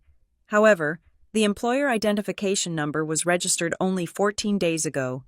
Marcus Thorne began typing rapidly on his laptop. 14 days. That does not meet the 3-year operational history requirement for a Tier 1 vendor." "Exactly," I said. "They falsified the history in the submission portal. They uploaded tax returns from a defunct restaurant holding company and simply changed the header in the PDF.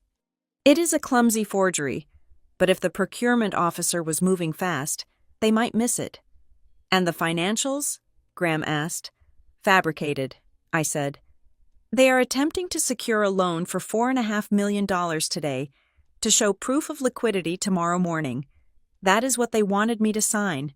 A personal guarantee to backstop a loan that they intended to present to Harbor Crest as liquid capital.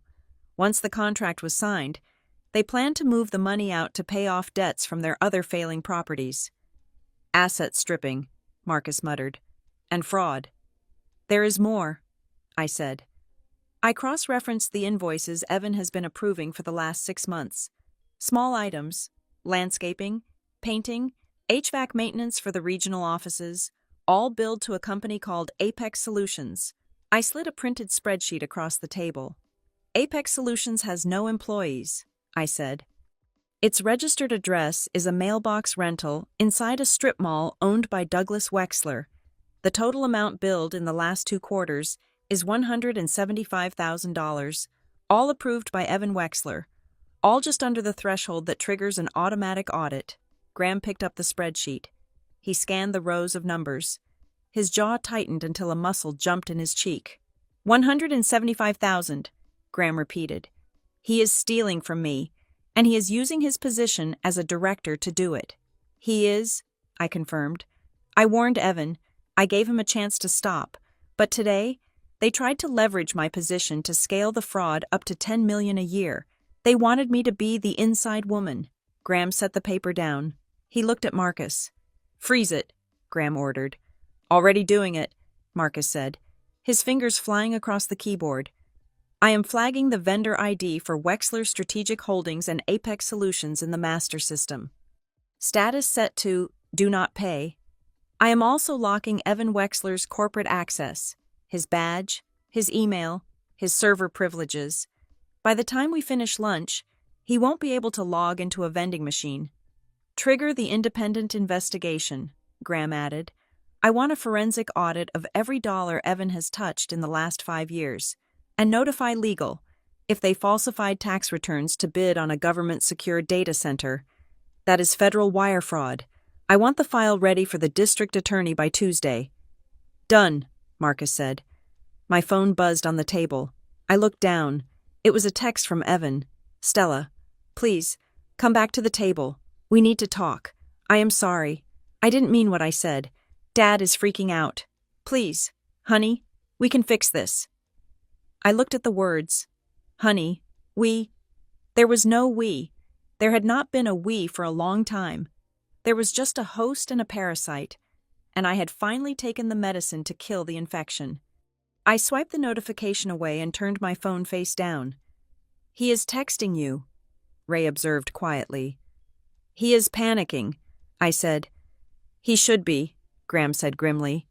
Just then, there was a commotion at the entrance to the private room. The heavy curtain rippled, and I heard the waiter's voice raised in polite protest.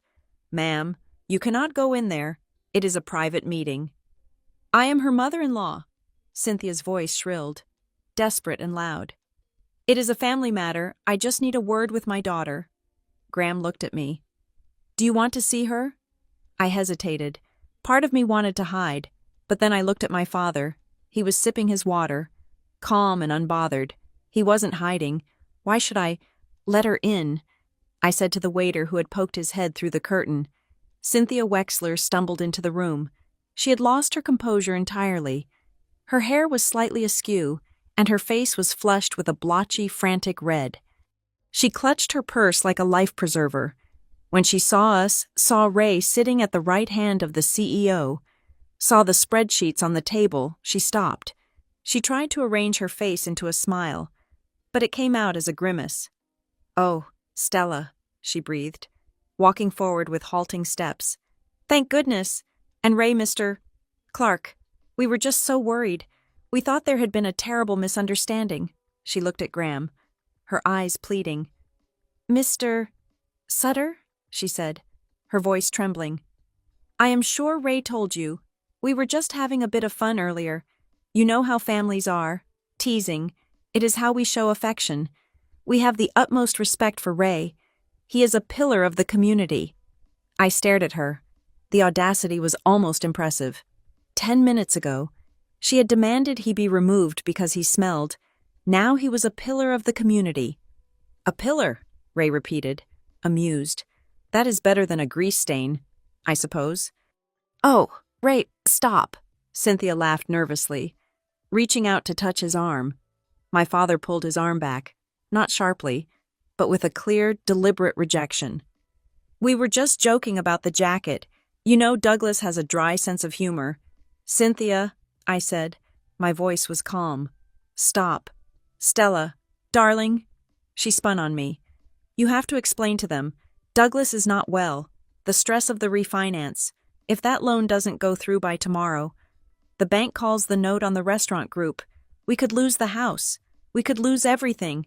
You cannot let that happen over a bad joke. It wasn't a joke, I said. And it is not about the loan. It is about the fraud. Cynthia went still. Fraud. That is a very ugly word. Stealing $175,000 from my employer is an ugly act, I said. Using my father as a punching bag to make yourselves feel big is an ugly habit. And trying to destroy my career to save your husband's bad investments is an ugly strategy. But we are family, Cynthia whispered. Tears began to well up in her eyes, tears of terror, not remorse. Evan loves you. Evan loves my paycheck, I said. And he loves that I fix his mistakes. But I am not fixing this one. The curtain opened again. This time, Douglas pushed his way in. He looked like a man who had aged 10 years in 10 minutes. His tie was loosened, his face gray with sweat. Mr. Sutter, Douglas began, his voice hoarse. He didn't even look at me or Ray. He was focused entirely on the man with the money. Please, we can explain. The billing, it was an administrative error, a clerical mix-up. We can pay it back. I can write a check right now. You do not have the money to write a check, Mr. Wexler, Marcus Thorne said without looking up from his screen. I can see your liquidity ratios. You are insolvent. That is why you needed Stella to sign the guarantee. Douglas flinched as if struck. It is a temporary cash flow issue. I have assets. I have the waterfront project. You have a pile of debt and a history of cutting corners, Graham said. He stood up. He towered over Douglas. And you have insulted the man who taught me that cutting corners kills people. Douglas looked at Ray. For the first time, he saw him, not as a prop, not as a warehouse worker, but as the man holding the sword. Ray, Douglas begged. He actually took a step toward my father, his hands out. Ray, please, talk to him. One father to another. You know how it is. I am just trying to provide for my family. If he pulls the contract, if he freezes Evan, we are ruined. Help me. It was pathetic. The arrogance was stripped away, leaving only a small, greedy man begging for a lifeline he hadn't earned. My father looked at Douglas. He didn't look triumphant. He just looked sad. You are not trying to provide, Douglas, Ray said softly. You are trying to impress. There is a difference. A provider works with what he has. He doesn't steal from his son's company to buy a reputation he can't afford. I will lose my house, Douglas whispered. Then rent a smaller one, Ray said. I have lived in a 1,200-square-foot bungalow for 30 years. It is warm, it is paid for, and I sleep very well at night. Ray. No, Ray said. He turned back to his meal. I think you should go. You are interrupting my lunch with my friend. Graham nodded to the waiter. Please escort Mr. and Mrs. Wexler out, and ensure they settle their bill. I am not paying for their champagne. Security appeared 2 large men in dark suits. They didn't touch Douglas or Cynthia, but their presence was enough. My in-laws shrank. They looked at me one last time, a look of pure hatred mixed with devastation, and then they turned and walked out. As the curtain closed behind them, I let out a breath I felt like I had been holding for 15 years. Graham sat back down. He looked at my father. I am sorry you had to go through that. Ray, Graham said, I had no idea they were related to you, if I had known. It is okay, Ray said. It cleared the air. I want to make it up to you, Graham said. He leaned forward. I know you are doing vocational training downtown. I read about the program in the city council minutes last month. I didn't realize it was you running it, teaching kids welding and logistics, right? Basic skills. Ray nodded. Giving them a trade so they do not have to depend on luck. I want to fund it, Graham said. Fully. Harborcrest is looking for a partner for our apprenticeship pipeline. I will write a grant for $500,000 a year, guaranteed for 5 years. We will build a proper shop, new equipment. We will put your name on the door.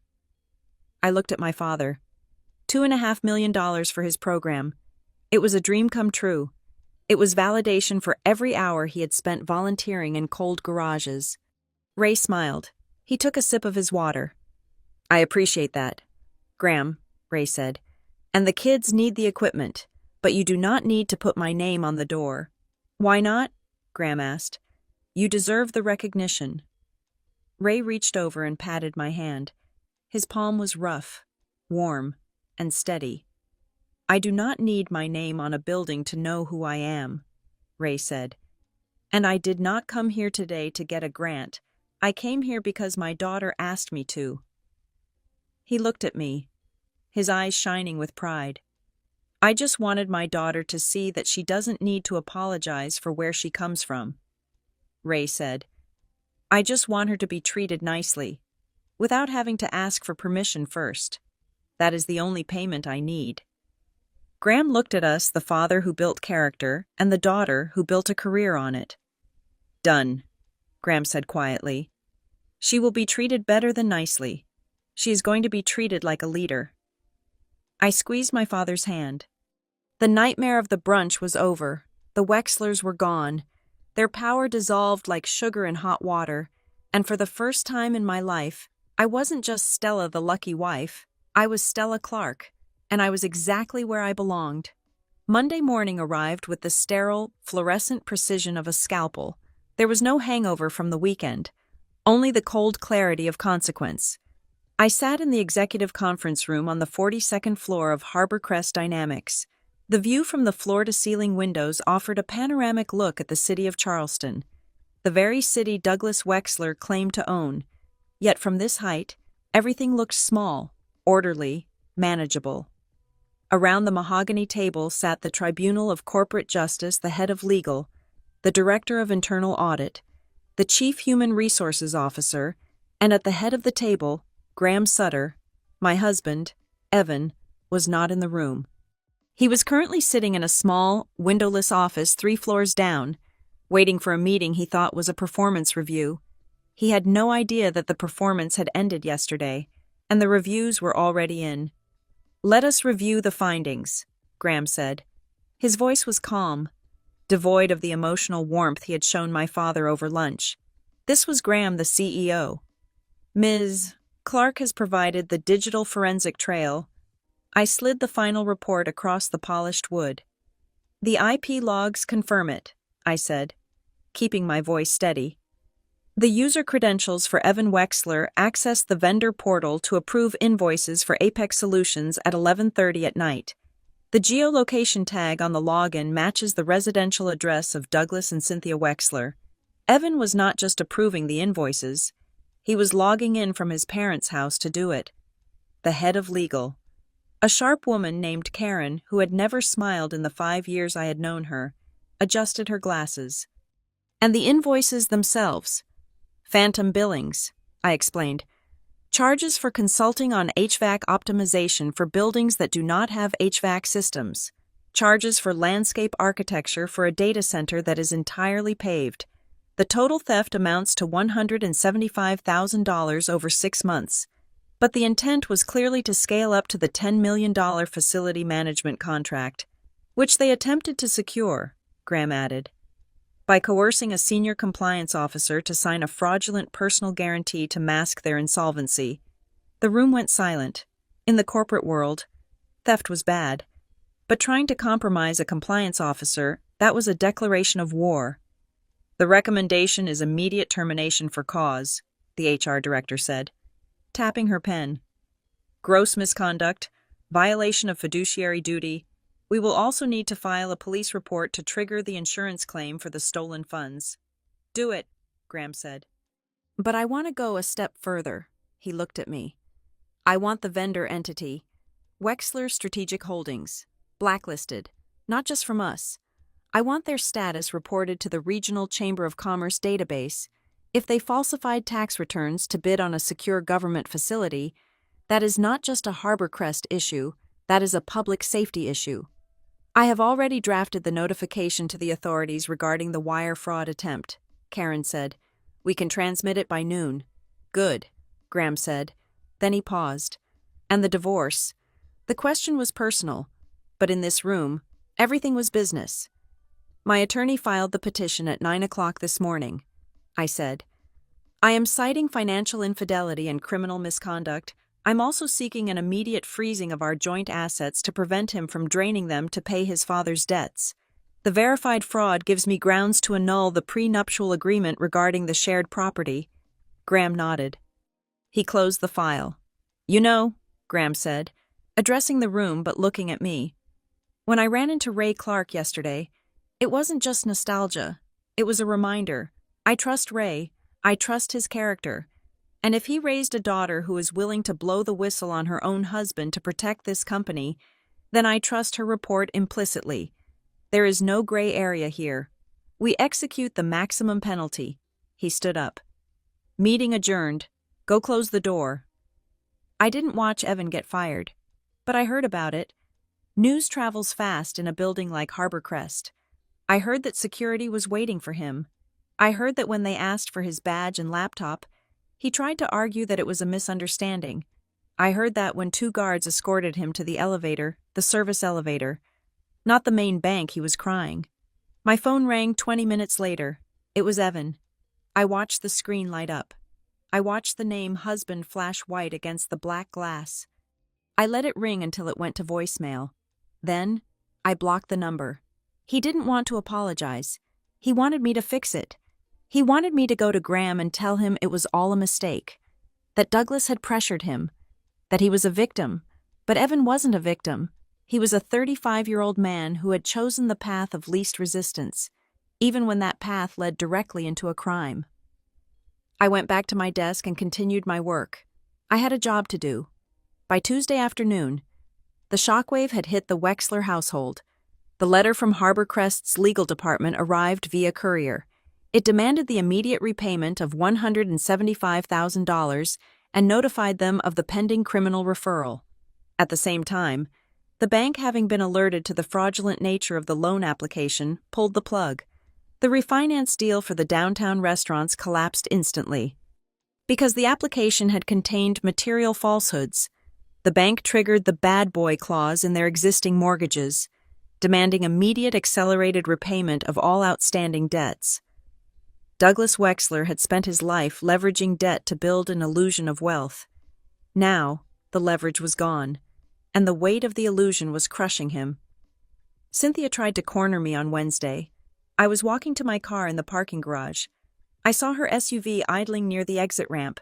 She jumped out when she saw me, abandoning her vehicle in the middle of the lane. She looked ragged. Her hair was pulled back in a messy bun, and she wasn't wearing makeup. "Stella!" she screamed, running toward me. "Stella, you have to stop this." I didn't stop walking. I hit the unlock button on my key fob. "You cannot do this to us," she wailed, grabbing the handle of my car door before I could open it. "Douglas is in the hospital. He had chest pains. The bank is threatening to foreclose on the house. Evan is sleeping on the couch in the den because you changed the locks. How can you be so cruel?" I looked at her hand on my door handle. "Remove your hand." "Cynthia," I said. "We are family," she sobbed. "Families forgive. We just wanted to secure the future. We were going to pay it back." "You were going to use me," I said. "You were going to ruin my name and my father's name to pay for your lifestyle. Douglas isn't in the hospital because of me. He is there because he spent 30 years thinking the rules didn't apply to him. The bill just came due." "I will sue you," she shrieked, her face twisting into the ugly snarl I recognized from the brunch. "I will tell everyone you are a vindictive—" "You have no money to sue anyone," I cut her off. "And my lawyer has advised me that any further contact from you or Douglas will be considered harassment. If you approach me again, I will file for a restraining order. And given the pending fraud investigation, I do not think you want the police looking any closer at your family than they already are." She froze. The threat of police was the only language she understood now. She slowly took her hand off my car. She looked small. She looked defeated. She looked exactly like the empty shell she had always been, finally stripped of her expensive varnish. "I hope it was worth it," she whispered hatefully. "I hope your warehouse father is proud." "He is," I said. I got in the car and drove away. I didn't look in the rearview mirror. 3 weeks later, on a Sunday that was bright and crisp, I picked my father up at his house. He was wearing a polo shirt and khakis. He looked relaxed. He had spent the morning at the new vocational center, the one Harborcrest had just funded with the first installment of the grant. He told me the new welding equipment had arrived and the students were already practicing on clean, high-grade steel. "Hungry?" I asked. "Always," he smiled. "Where are we going?" "The diner." "No," I said. "I made a reservation." We drove out of the city, past the rolling hills, past the gates of the country clubs, until we pulled into the valet circle of the Marrow and Vine. Dad looked at the building. "Here again, are you sure?" "I am sure," I said. We walked inside. The hostess looked up. Her eyes widened slightly when she saw us, recognizing the pair who had caused the seismic shift in the restaurant's hierarchy a few weeks ago. "Ms. Clark," she said, her voice respectful. "Mr. Clark, welcome back." She didn't try to seat us in the center of the room to be displayed. She didn't try to hide us in the back. She led us to a quiet, comfortable table by the window, overlooking the garden. It was a table for eating, not for performing. We sat down. The sunlight filtered through the ivy, casting a warm glow on the white tablecloth. "It feels different," Dad observed, unfolding his napkin. "The air is cleaner," I said. A waiter approached. It was the same older man from before, the one with the bad shoulder. When he saw my father, his face lit up with a genuine smile. "Mr. Clark," the waiter said, "it is good to see you, sir. The kitchen staff is still talking about you. The expeditor actually fixed the rotation schedule like you suggested. We haven't had a bottleneck in 2 weeks." "Glad to hear it," Dad said. "Efficiency is just about respecting the flow. We have a special on the sea bass today," the waiter said confidentially. "Fresh catch. I saved 2 portions just in case you came in." "We will take it," I said. We ate lunch. We talked about his students. We talked about my new role at Harborcrest. Graham had promoted me to Director of Risk Management, reporting directly to the board. We talked about the future. We didn't talk about the Wexlers. They were gone. Their house was on the market, listed as a distress sale. Their restaurant group was in receivership. Evan was living in a rented apartment, working for a rideshare app because no one in the corporate sector would hire him with a pending investigation attached to his name. They had wanted to be the main characters of the story. They had wanted the spotlight, but they had forgotten that in a tragedy, the main characters are the ones who suffer the fall. I looked at my father across the table. He was enjoying his sea bass, completely unbothered by the expensive surroundings. He didn't need the validation of the room. He didn't need to be loud to be heard. I realized then that the title of the story I had lived through wasn't about revenge. It was about revelation.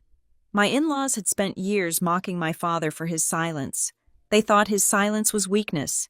They thought his lack of flash was a lack of substance. But when Graham Sutter had walked into this room 3 weeks ago, he hadn't come to save us. He hadn't come to be a hero. He had come to close the book on people who thought they could write their own rules. He had walked past the noise to find the signal. The Wexlers had learned the hard way that you can buy the best table in the restaurant, you can wear the most expensive suit, and you can shout the loudest about your legacy. But there are some people in this world who spend a lifetime quietly building something real. They build it with calloused hands and honest work. They build it in the dark, where no one is clapping. And when those people are finally called by their true names, the sound is so powerful that it doesn't just silence a room, it silences the world. And in that silence, I finally found my own voice. Thank you so much for listening to this story on Maya Revenge Stories. I would love to hear your thoughts in the comments below. Tell me where you are listening from and what you would have done if you were in Stella's shoes.